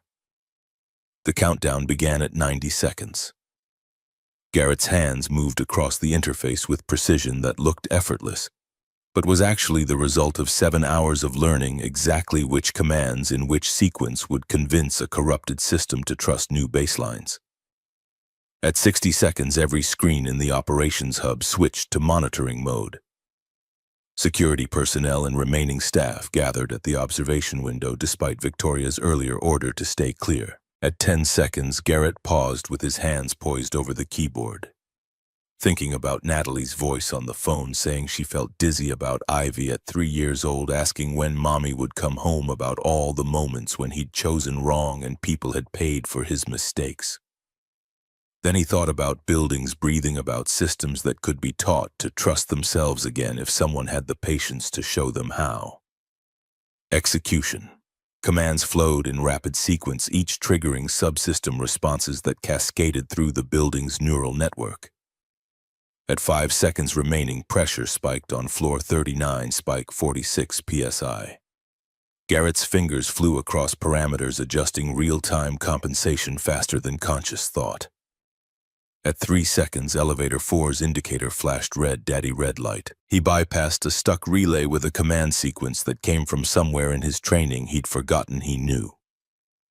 Rerouting the signal through backup circuits that the system's designers had included for exactly this kind of failure cascade. The final command entered with 1 second remaining on his internal countdown. The building seemed to exhale. Screens flickered through recalculation cycles, status indicators shifting from red to amber to green in waves that spread across the monitoring displays like dawn breaking over a digital landscape. The HVAC system returned to specified temperature ranges across all 52 floors. Elevators released from emergency lockdown and began responding to calls. Fire suppression systems displayed reliable readings without phantom activations. Pressure readings stabilized within normal parameters for the first time since Monday morning. Garrett stared at the screens, unable to move, not quite believing that it had actually worked. No celebration, no triumph, just exhaustion so profound it felt like drowning. Tears streamed down his face without his permission, years of pressure releasing in slunts. Ivy launched herself at him. "I knew you could do it." He caught her, held her, whispered into her hair that he loved her more than anything, that she was brave and patient and perfect. Victoria stood back, watching father and daughter in the aftermath of success that had cost more than quarterly reports could capture, understanding. Finally, what her father had tried to tell her before he died, that the best people were often the ones actually doing the work that credentials measured, credentials, not capability, that being willing to listen to voices without authority was what separated leaders from managers. The operations hub filled with staff returning to confirm what the screens showed. System diagnostics ran clean for the first time in 68 hours. The fire marshal called to verify resolution. Board members sent emails ranging from congratulatory to carefully neutral. Graham Wolfe called once more, and Victoria deleted the voicemail without listening. She found Garrett 40 minutes later in the mechanical room where they'd first confronted each other over a fallen notebook. He was sitting on an equipment crate, Ivy asleep against his shoulder, looking like someone who'd just climbed a mountain and wasn't sure whether to feel proud or simply relieved it was over. "You did it. We did it. You climbed into an elevator shaft for my daughter. That's not nothing. I ruined an $800 skirt." Garrett smiled, the first genuine expression of anything like happiness she'd seen from him. "Worth it, absolutely." Victoria sat beside him on the crate, careful not to disturb Ivy. Tomorrow the board would meet and decide whether her job still existed. Tomorrow the media would want explanations for how a janitor had solved what 7 consultants couldn't. Tomorrow she'd have to figure out what it meant to rebuild an entire company culture around the principle that value came from capability, not credentials. Tonight she sat in a mechanical room with a man who'd saved her career by risking public failure, whose daughter slept peacefully because she trusted her father to keep promises even when the world made those promises nearly impossible to keep. Success, it turned out, looked nothing like corner offices and Forbes profiles. It looked like this exhausted and relieved and human 3 people who'd needed each other at exactly the right moment and had somehow managed not to fail. The operations hub filled slowly over the next hour as word spread that systems had stabilized, that the crisis was genuinely over, that the impossible had happened on the 72nd hour when everyone had been preparing for evacuation and inspection and the kind of public failure that ended careers. Staff returned tentatively, at first checking monitors. as if afraid the green indicators might revert to red catastrophe if observed too directly. Then, with growing confidence as diagnostics continued clean, as subsystems maintained parameters they hadn't achieved since before the integrated management system went live 18 months ago. Victoria stood at the center of the room as people assembled, aware that what she said in the next 5 minutes would define whether Garrett's success became organizational transformation or remained an embarrassing anomaly that threatened the credential-based hierarchy everyone found comfortable. Nathan approached with her usual coffee order, stopped mid-stride when he saw her ruined suit and bleeding hands, the physical evidence of choices that CEOs weren't supposed to make. She gathered the staff, 47 people from operations, engineering, security, facilities management. Everyone who'd been part of the crisis response over 3 days, that had felt like 3 months. They filled the hub and spilled into adjacent corridors, faces showing exhaustion mixed with relief, mixed with curiosity about what their CEO would say now that the emergency had ended in a way nobody had predicted. Victoria's voice carried authority that had nothing to do with volume and everything to do with certainty earned through being willing to be wrong. I want to introduce someone properly. This is Garrett Brennan. He solved a problem that 7 PhDs couldn't solve. And I owe him an apology. The crowd shifted, uncomfortable with their CEO publicly acknowledging error in front of subordinates who were trained to believe that leaders projected confidence rather than admitted mistakes. A few days ago, I dismissed Mr. Brennan as just a janitor who didn't understand these systems. I was wrong about him, about what qualifies someone to contribute, about the entire framework I've used to evaluate human capability. Garrett stood near the control room door with Ivy holding his hand, looking like he wanted to disappear into the maintenance corridors where he'd spent 3 years perfecting invisibility. The attention felt like sunlight after years in darkness, necessary for growth maybe, but initially painful.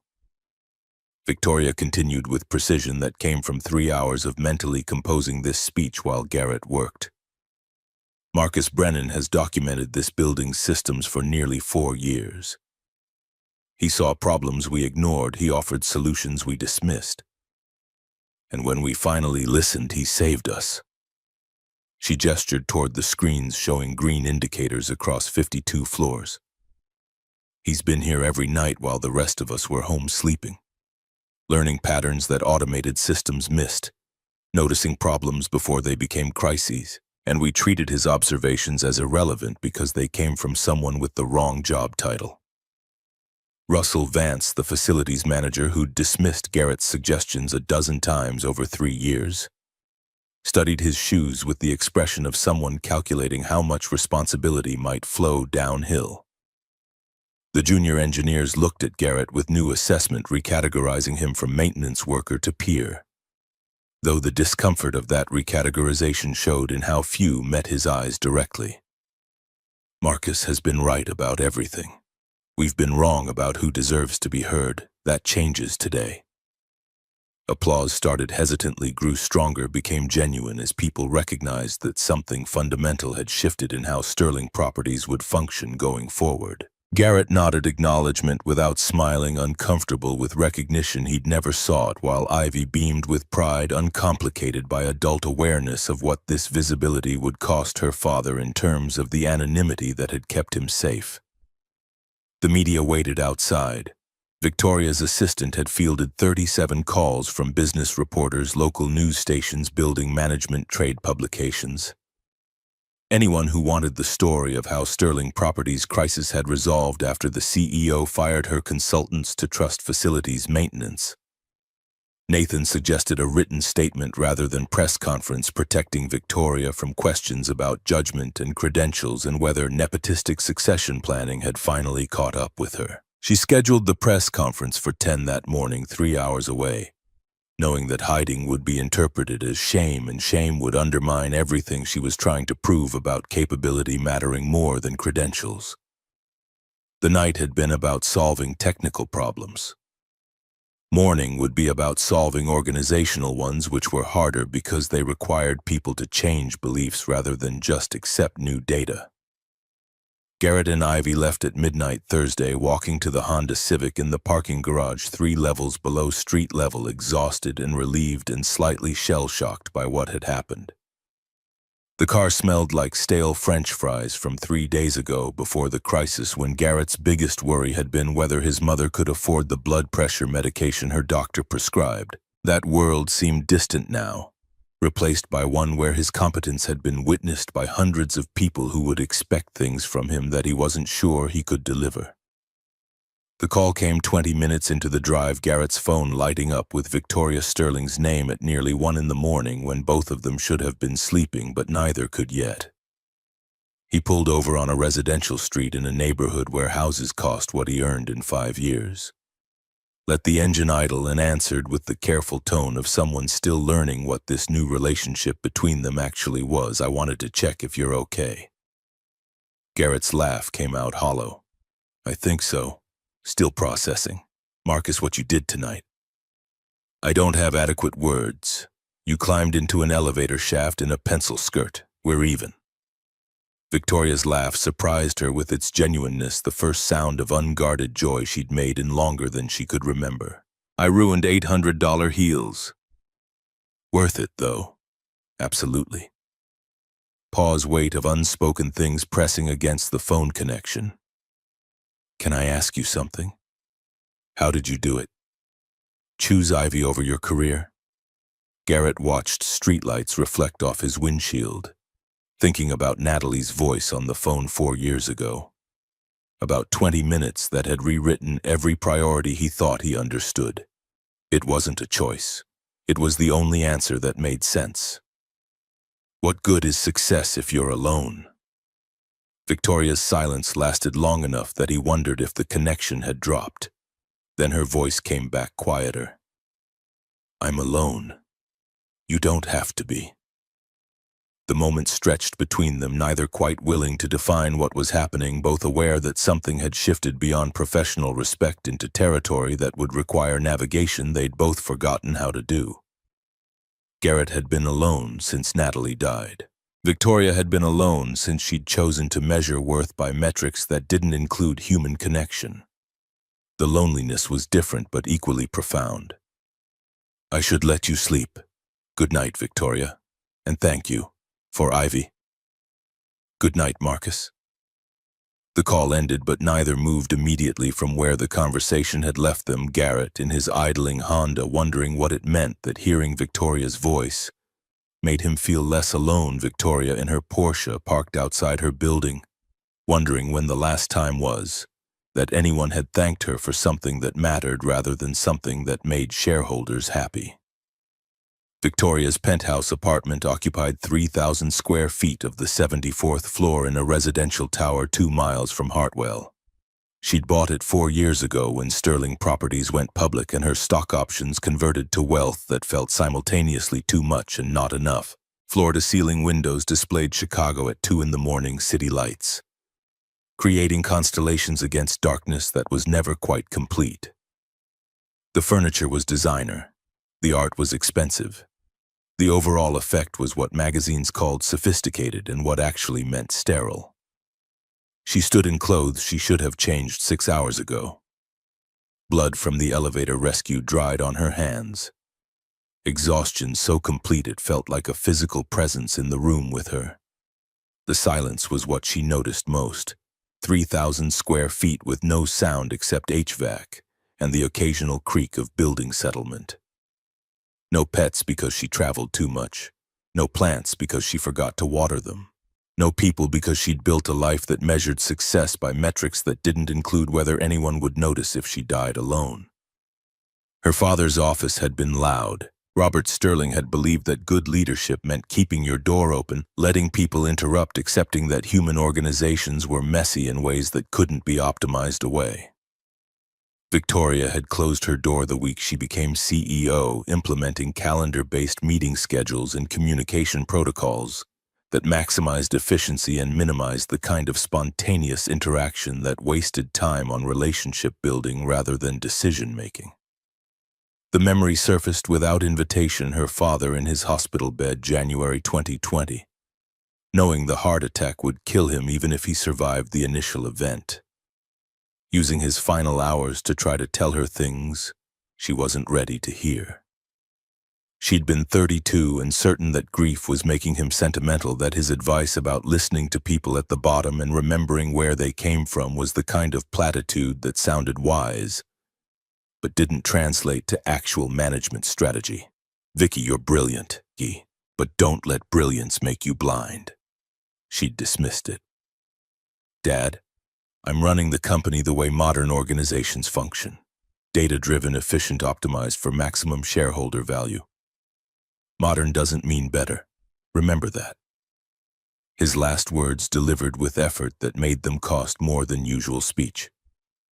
The people at the bottom often see things people at the top miss. Listen to them. She hadn't. She'd spent 5 years implementing the opposite philosophy, trusting credentials over capability, efficiency over instinct, process over people. The company had grown 40%. Employee satisfaction had dropped 18%. Innovation had stagnated because nobody below director level felt safe offering ideas that challenged established thinking. And when the building failed, she'd nearly let 2,000 people suffer catastrophic consequences because she couldn't imagine that a janitor might understand something 7 consultants didn't. Garrett Brennan was exactly who her father had meant. Invisible, credentialed only by experience, seeing patterns that automated systems and expensive experts missed because he paid attention to reality rather than models of reality. She'd dismissed him reflexively the same way she'd dismissed dozens of others over 5 years, sorting humans into hierarchies that made decision-making efficient and relationships unnecessary. The cost was visible now in ways that MBA programs never measured. No friends beyond professional contacts who wanted things from her. No romantic relationships because who had time for dating when quarterly earnings required constant attention? No hobbies except work. No family except memories of parents who were both dead. Success that looked impressive from outside but felt hollow from inside, like living in a museum of someone else's life. Her phone showed emails from board members, Pierce expressing cautious congratulation. Walsh carefully neutral in ways that suggested he was preparing alternative strategies. Thornton asking thoughtful questions about what this meant for company culture going forward. The board meeting was scheduled for 7 that morning, 6 hours away. Walsh had votes for her removal if the situation hadn't resolved. It had resolved, but Walsh's motion was still live, rephrased now, as concern about judgment rather than results, about process rather than outcomes. She opened her laptop at 3 in the morning and began drafting the proposal that would either save her position or confirm that she didn't deserve it. Not about Garrett specifically. About systematic change in how Sterling Properties valued people input sessions across all levels. Anonymous feedback systems with mandatory review, cross-hierarchy problem-solving teams. Performance metrics that included staff satisfaction rather than treating it as irrelevant. The kind of structural transformation that would make McKinsey consultants uncomfortable because it introduced messiness into systems they'd spent decades teaching clients to optimize. Her father would have approved. That knowledge sat in her chest with weight that felt simultaneously heavy and necessary. 5 years late, but maybe not too late. Maybe change was possible even after you'd built everything wrong. Maybe being willing to admit error and do differently was what leadership actually meant, as opposed to projecting confidence that you'd been right all along. The boardroom at 7 Thursday morning felt like a courtroom waiting for verdict. 8 directors in leather chairs around Brazilian walnut that cost more than Garrett earned annually. Coffee in porcelain cups, tablets displaying agenda items that included Victoria's future as CEO, even if the language was carefully neutral. Pierce sat at the head position wearing exhaustion that suggested he'd been awake most of the night, fielding calls from board members with strong opinions about how to handle the situation. Victoria entered with Garrett at her side, a tactical decision she'd explained to him in the parking garage 40 minutes ago. His presence would either legitimize her judgment or make her look more desperate, depending on how the board received his competence versus his credentials. Garrett wore clean coveralls because the only professional clothes he owned were a decade old and no longer fit. He'd left Ivy with his mother, who'd asked no questions but had hugged him longer than usual. Understanding somehow that her son was walking into something that would change their lives in ways that weren't yet clear. Pierce opened with formalities that everyone recognized as theater. "Victoria, the crisis is resolved. Well done. However, your methods raise significant concerns about judgment and process." Walsh didn't wait for permission to speak. "You fired consultants billing $2,500 per hour to trust facilities maintenance. That's not unconventional thinking, it's reckless gambling with company assets and stakeholder interests." Director Thornton leaned forward with the measured approach of someone who'd survived corporate wars by choosing battles carefully. "Victoria, walk us through your decision-making. Help us understand what we're not seeing." She'd prepared for this rehearsed arguments about institutional knowledge and pattern recognition, and the value of observations that came from direct engagement with systems rather than abstract modeling. But standing there with Garrett beside her, exhausted and honest, she decided preparation was less important than truth. "I was wrong about everything. For 5 years, I've run this company according to principles I learned at McKinsey. Optimize efficiency, trust credentials, eliminate friction from decision-making. The results looked good on quarterly reports, but we nearly lost our flagship building because I'd built a culture where the person with the most knowledge couldn't be heard because he had the wrong job title." Walsh's expression suggested he was mentally calculating how to turn this admission into grounds for removal. Pierce looked troubled. Thornton's face revealed nothing. "Garrett has documented this building's systems for 4 years. He identified the problem 2 months ago. He tried to report it. We dismissed him because janitors don't provide engineering analysis. Then we spent 3 days and $300,000 on consultants who failed because they trusted the system's baseline assumptions. Garrett succeeded because he trusted reality." The credentials question hung unspoken. Finally, Pierce gave it voice. "Marcus, what's your educational background?" Garrett's voice came out steady despite the weight of 8 people evaluating whether his competence was legitimate. "Mechanical engineering. Purdue, graduated 2012. Worked 5 years as systems engineer before he paused, choosing words carefully before personal circumstances required different priorities. Why facilities maintenance needed flexible hours. Single father with a 7-year-old daughter. Night shift meant I could be present during the day." Thornton's eyes sharpened with interest that suggested he understood implications others were missing. "You chose your daughter over your career." Garrett met his gaze directly. "My wife died because I chose a project deadline over being there when she needed me. I won't make that mistake with my daughter."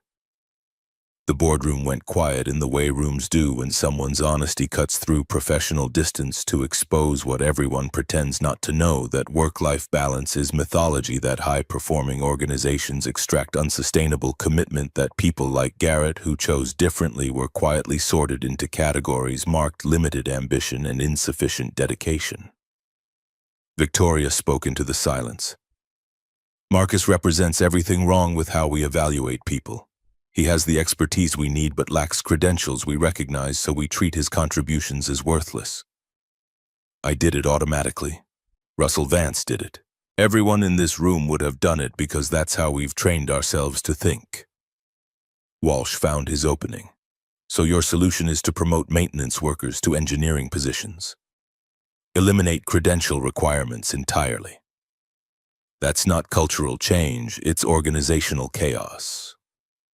My solution is to create channels for competence to be recognized regardless of where it comes from. Monthly input sessions where anyone can raise concerns. Anonymous feedback systems with mandatory review. Cross-hierarchy teams that put maintenance workers and executives together on problem solving. Performance metrics that include whether staff feel heard."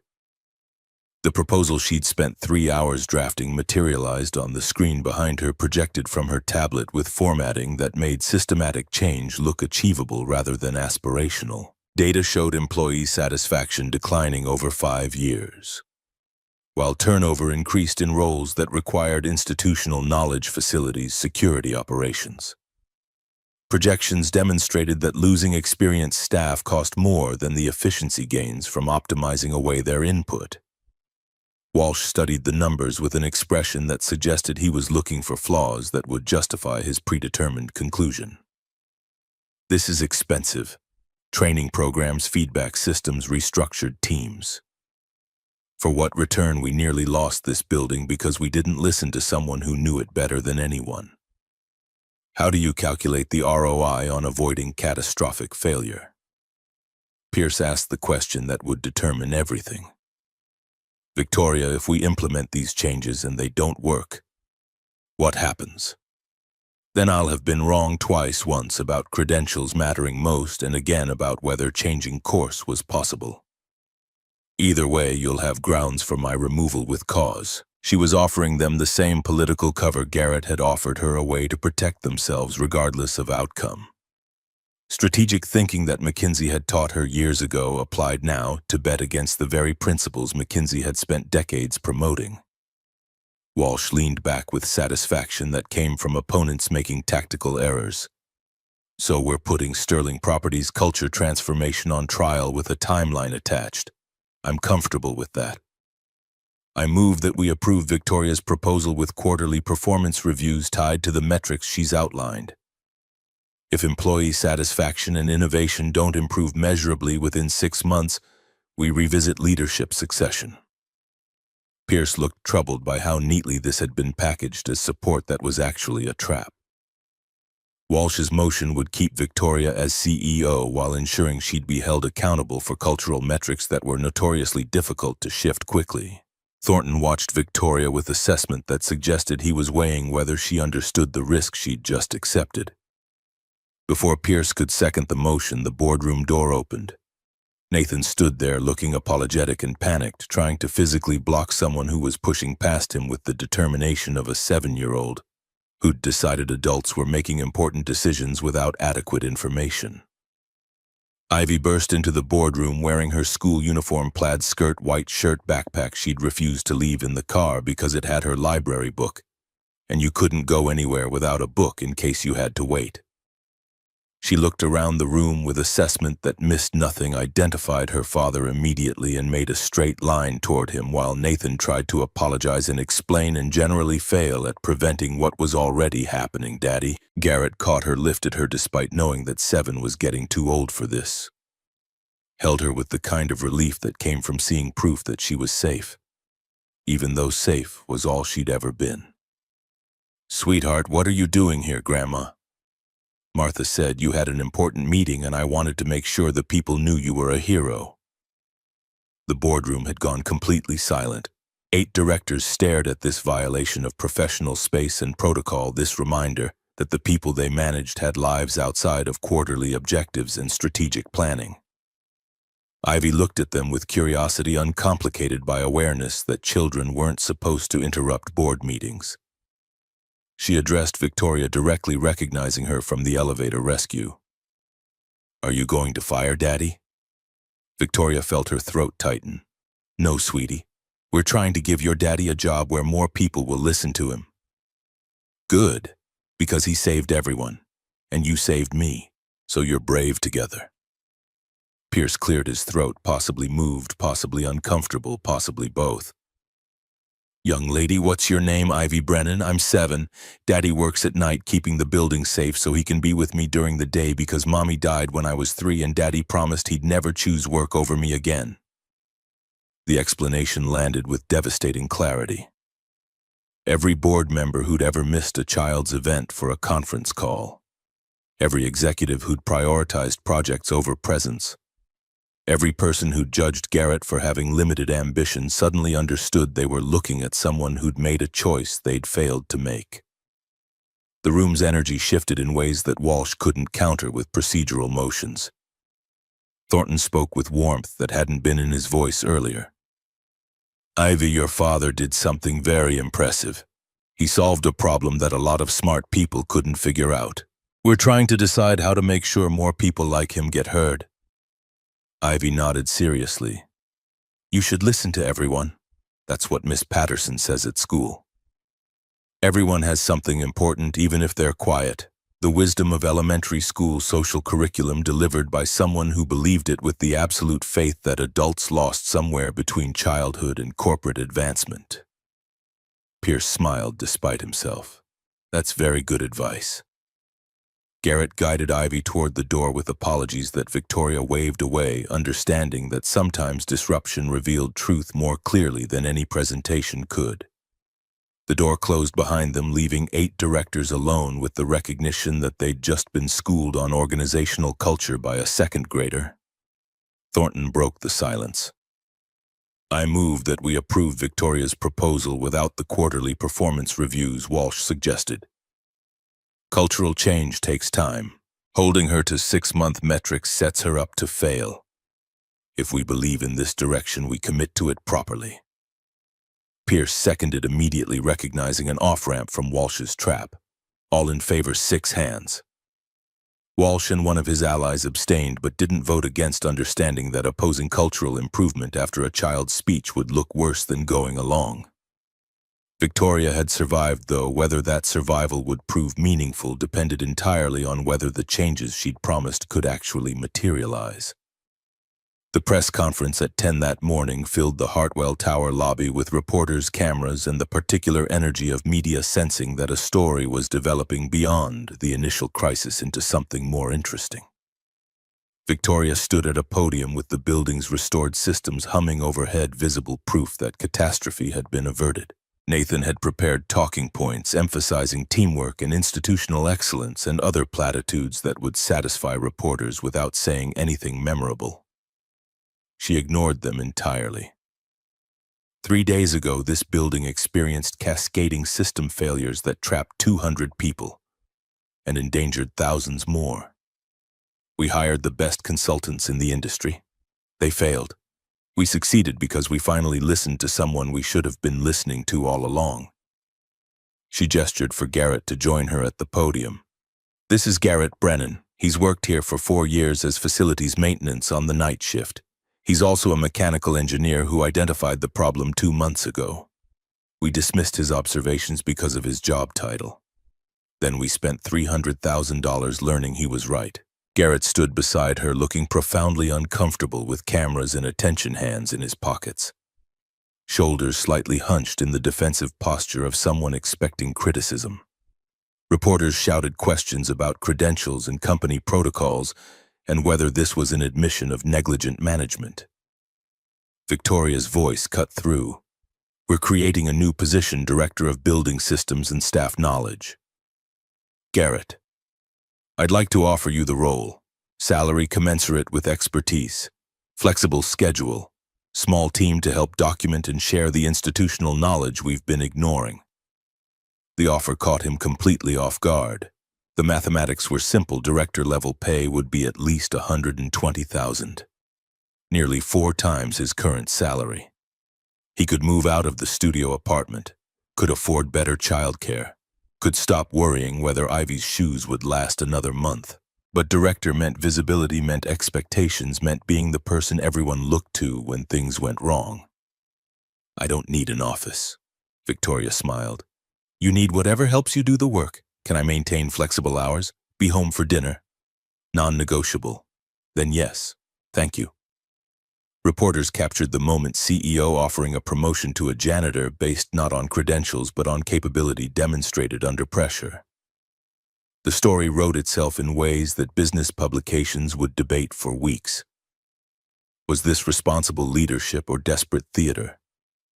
Was Victoria Sterling revolutionizing corporate culture, or was she covering for judgment failures with feel-good narratives about the working class?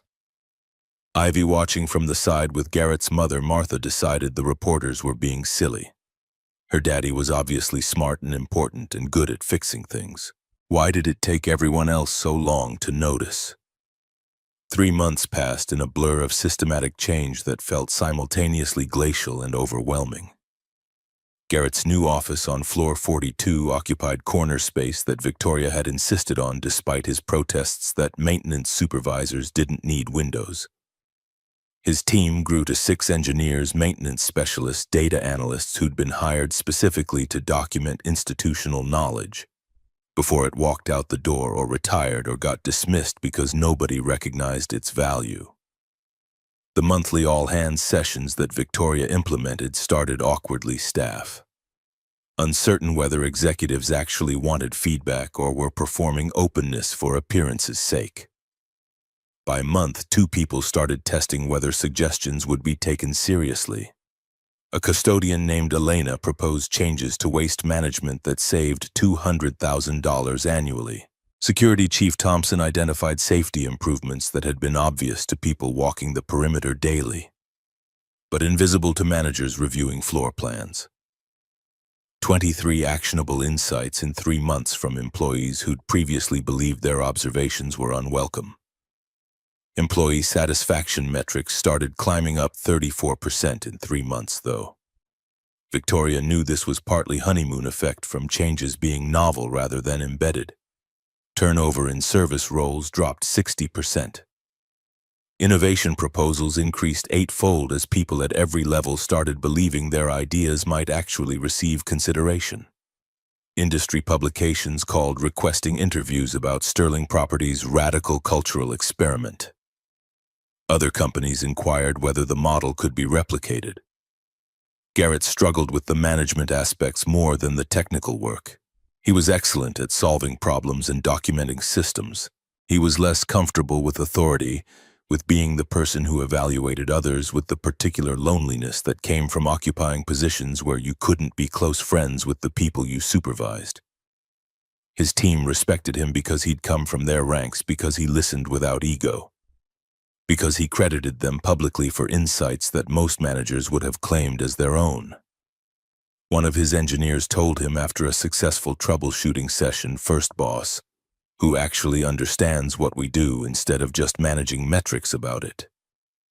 The observation pleased him more than the salary increase or the office or the recognition from industry trade publications that had started profiling him as an example of non-traditional career paths into leadership. What mattered was making space for other people to be heard the way he'd needed to be heard for 4 years. Ivy's life improved in ways that 7-year-olds measured: new backpack that wasn't too big, shoes that fit properly, her own bedroom in a 2-bedroom apartment that Garrett could afford now, without anxiety about whether the car repair would mean choosing between rent and groceries. She told her 2nd-grade class about her father's new job during the sharing circle, explained that he was a director, which meant he helped people solve problems, and was still the person who kept the building safe, but now more people knew he was important. Miss Patterson, the teacher who'd once evaluated Garrett with eyes that cataloged him as limited, sent a note home praising Ivy's pride in her father and asking whether Garrett might speak at Career Day about non-traditional paths to success. He agreed despite discomfort, understanding that visibility was now part of his responsibility whether he wanted it or not. Victoria's transformation was less visible but no less real. She implemented her own version of Garrett's listening practice monthly walk the building days, where she spent hours away from her office and calendar talking to people about what they saw that needed attention. She ate lunch in the employee cafeteria once a week, not as performance, but as genuine attempt to understand the organization beyond metrics that showed up in board presentations. Her reputation shifted in business media from Ice Queen efficiency expert to something more interesting. A CEO willing to admit error and change course, to value culture metrics alongside financial ones, to take risks that McKinsey would never endorse, because they introduced uncertainty into systems designed for predictability. The board's quarterly reviews showed company performance remaining strong financially, while culture scores improved dramatically. Walsh grudgingly acknowledged that maybe unconventional leadership had merits, though he never quite admitted he'd been wrong about anything. The personal changes were harder to measure but equally significant. Victoria made space in her calendar for relationships that didn't advance professional objectives. She reconnected with college friends she'd dropped when they stopped being useful networking contacts. She started attending her cousin's children's soccer games because family mattered even when it wasn't efficient. She adopted a cat because living alone in 3,000 square feet felt less acceptable once she'd admitted it was a choice rather than an inevitability. Tuesday dinners at Garrett and Ivy's apartment became a standing tradition that surprised everyone, including Victoria. She'd arrive at 6:30 with wine and dessert, stay until 9, helping Ivy with homework or teaching her about business concepts simplified into 7-year-old terms. While Garrett cooked meals that Victoria had forgotten, normal families ate spaghetti tacos, roasted chicken with vegetables. The ordinariness of it felt revolutionary after years of expense account dinners and takeout consumed alone while reviewing financial projections. Ivy asked questions that cut through Victoria's professional language to expose what she actually meant. What's quarterly report? It's like a report card for companies. What grade did your company get? We got an A. Did you get an A because of Daddy? Yes, partly because of your daddy. 6 months after the crisis, Victoria organized an anniversary celebration on Hartwell Tower's rooftop. All employees invited families, welcome catered dinner that cost more than was strictly necessary because celebrating people mattered at least as much as optimizing expenses. 200 people gathered as Chicago autumn painted the sky in orange and purple, children running through spaces usually reserved for corporate events, maintenance workers and executives mingling in ways that would have been unthinkable a year ago. Garrett had resisted the attention, arguing that too much celebration turned problem-solving into performance. But Victoria had insisted that organizations needed rituals to mark transformation, that acknowledging what had changed made it more likely to persist. He'd compromised by agreeing to attend but refusing to give a speech, though Ivy had announced she would speak for him if necessary. Victoria addressed the crowd as sunset deepened. 6 months ago, this building nearly failed, not because our equipment was faulty, but because our thinking was. We had someone with answers, and we didn't listen because we were measuring worth by credentials instead of capability.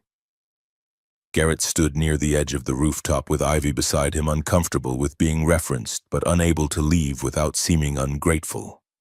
People turned to look at him, applause building, recognition that still felt unnatural after 4 years of invisibility. Marcus Brennan changed how we see everyone in this organization.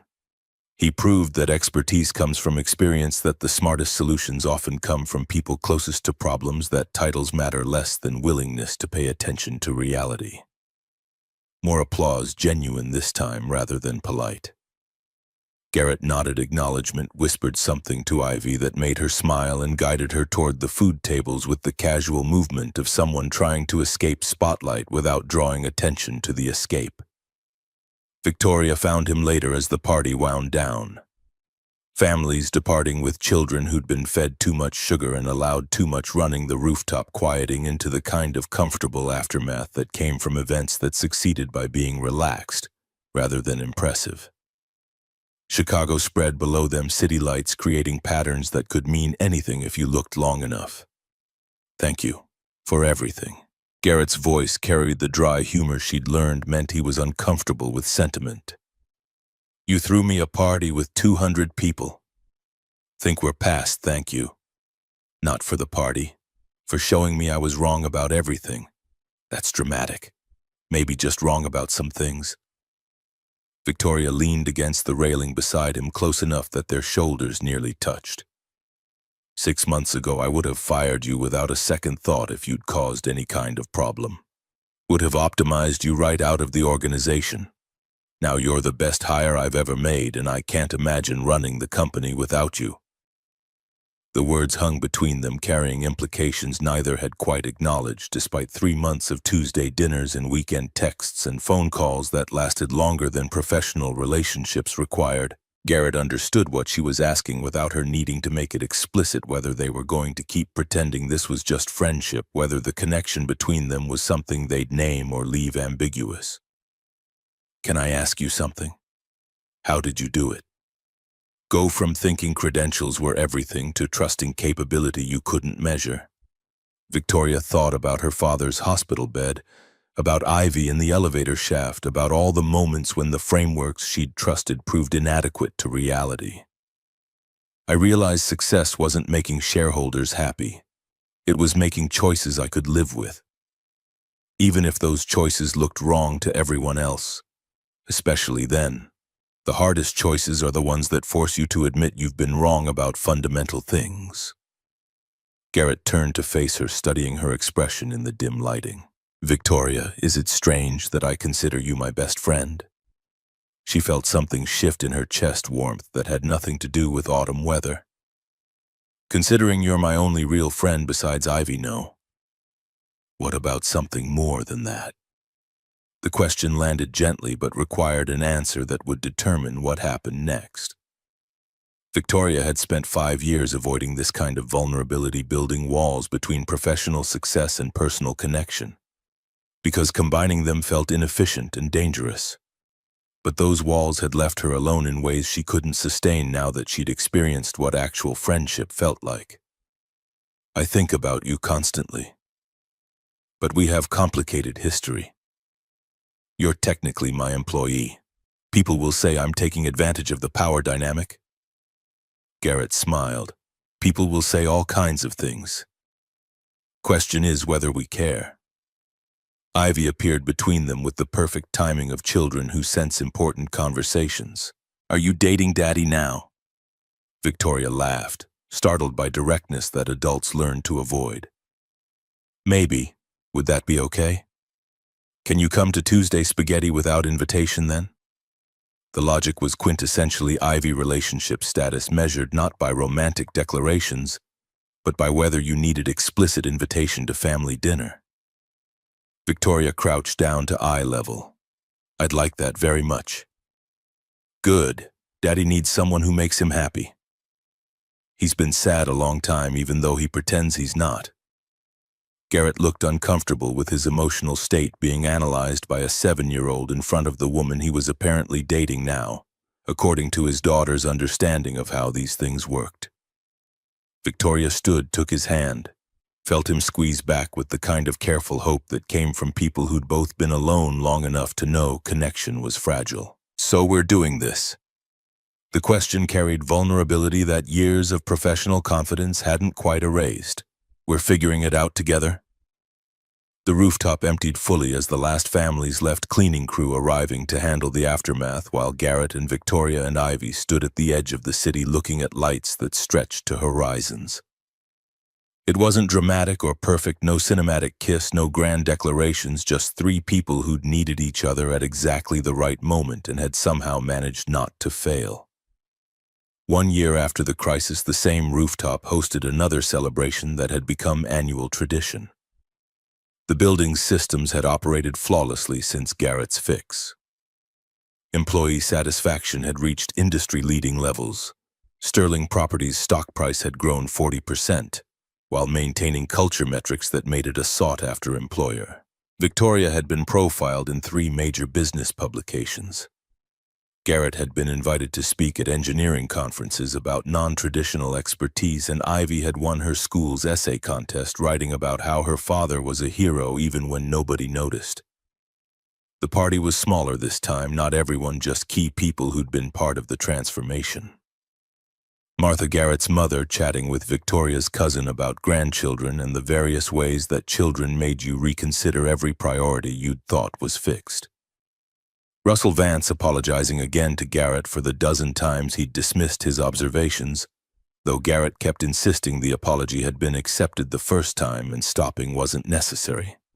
Elena, the custodian who'd revolutionized waste management. Thompson, the security chief. Owen, the building engineer who'd helped Victoria rescue Ivy from the elevator. And Beth Castellano, the new maintenance worker who'd started 6 months ago, with an environmental engineering degree she couldn't use because the only job she could find required 5 years of experience she didn't have.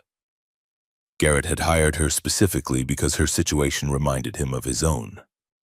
Had spent an hour telling her about institutional knowledge and pattern recognition, and how paying attention to what buildings actually did mattered more than what models predicted they'd do. Beth approached him near the food tables with the careful expression of someone still learning whether her observations would be valued. Mr. Brennan, I wanted to ask about the temperature differential between floors 12 and 13. Garrett listened to her describe the pattern she'd noticed over 3 months, recognized in her notes. The same systematic documentation he'd practiced for 4 years.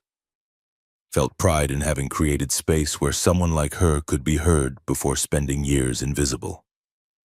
What's your theory? Ductwork degradation at the junction, same location where renovation crews cut corners back in 2021. How would you test it? She outlined a plan that was methodical and achievable. He suggested one modification and told her to write it up formally for next week's team meeting. You're right, and you should get credit for catching it before it becomes a crisis. That's what you did right. Caught problems before they became crises, except nobody listened. For a long time, yeah. That's changing. Beth looked at the party around them, CEO and maintenance workers and engineers all mingling without the rigid hierarchy that usually separated organizational levels and understood. She was watching what transformation looked like when it became embedded rather than performative. Thank you for building this. Thank you for paying attention. Keep documenting everything. It matters. Victoria watched the conversation from across the rooftop, understanding that what Garrett had started was replicating itself through people he mentored, creating culture that would outlast both of them. She'd spent a year learning that real leadership meant creating conditions where others could succeed rather than being the person who succeeded while everyone else implemented. The lesson had been harder than any McKinsey training because it required unlearning every instinct she'd developed about how organizations functioned. The phrase "just a janitor" had disappeared from Hartwell Tower's vocabulary, not through policy but through natural erosion of an idea that no longer matched shared understanding. People still had titles and positions, still occupied different places in organizational hierarchy. But the titles no longer carried the weight of complete definition. A maintenance worker could be an engineer. An executive could be wrong. A child could teach adults about listening. Garrett and Victoria stood together at Sunset Ivy, between them holding both their hands. The three of them watching Chicago transition from day to night in the particular amber light that made cities look like they'd been painted. Martha had asked earlier whether wedding plans were in discussion, and Victoria had said they were taking things slowly, and Martha had given her a knowing look that suggested slow was fine as long as it was moving forward. 1 year since you called me just a janitor. Victoria winced. I apologized extensively. I know, I'm teasing. Mostly. Have I mentioned lately that you're the smartest person I've ever worked with? Several times. Still nice to hear. Ivy tugged both their hands. The elevator's here. Can we go home now? Home was Garrett's apartment, where Victoria spent most weekends now, where her toothbrush lived in the bathroom and her work clothes occupied half the closet, and where the three of them had built something that looked like family, even if they hadn't quite named it that. They took the elevator down together, Ivy chattering about the party and whether next year they could have karaoke, Garrett and Victoria exchanging glances that said maybe and probably not, but we'll discuss it. The lobby was quiet at 7:30 on a Friday evening, most occupants at dinner or events or the various activities that filled lives when work ended and home began. They walked through the space where Victoria had once dismissed Garrett without thought, where crisis had exposed what mattered more than credentials or titles or any of the frameworks people built to make evaluation feel objective. Buildings are like people, Garrett said as they exited onto Chicago streets. They perform better when someone pays attention. Victoria squeezed his hand. People are like buildings. They have hidden strengths waiting to be discovered. All you have to do is listen. Ivy skipped ahead, turned back with impatience at adults who moved too slowly. Are you coming or just standing there talking? They followed her toward the parking garage where Garrett's newer Honda waited, still used but only 4 years old, still modest, but with features like working air conditioning and windows that rolled up without persuading. The world had changed in ways both massive and subtle transformation that looked impossible until it happened and then seemed inevitable in retrospect. In the elevator rising from the garage, Ivy between them, Garrett's hand in Victoria's, the three of them ascending toward whatever came next, that was what success actually looked like. Not perfect, not finished, just real people who'd chosen each other despite every reason the world gave them. Not to who'd built something worth protecting from the wreckage of what they'd lost, who'd learned that listening mattered more than credentials and presence, mattered more than prestige, and being willing to be wrong mattered most of all. The elevator doors opened on the ground floor. They stepped into evening that held promise of dinner and homework, and the comfortable routines of families who'd been assembled by circumstance but had chosen to stay together through intention. Behind them, Hartwell Tower stood against the Chicago skyline. Its systems functioning flawlessly, its people valued properly, its history rewritten by three people who'd decided that how things had always been done mattered less than whether they were being done right.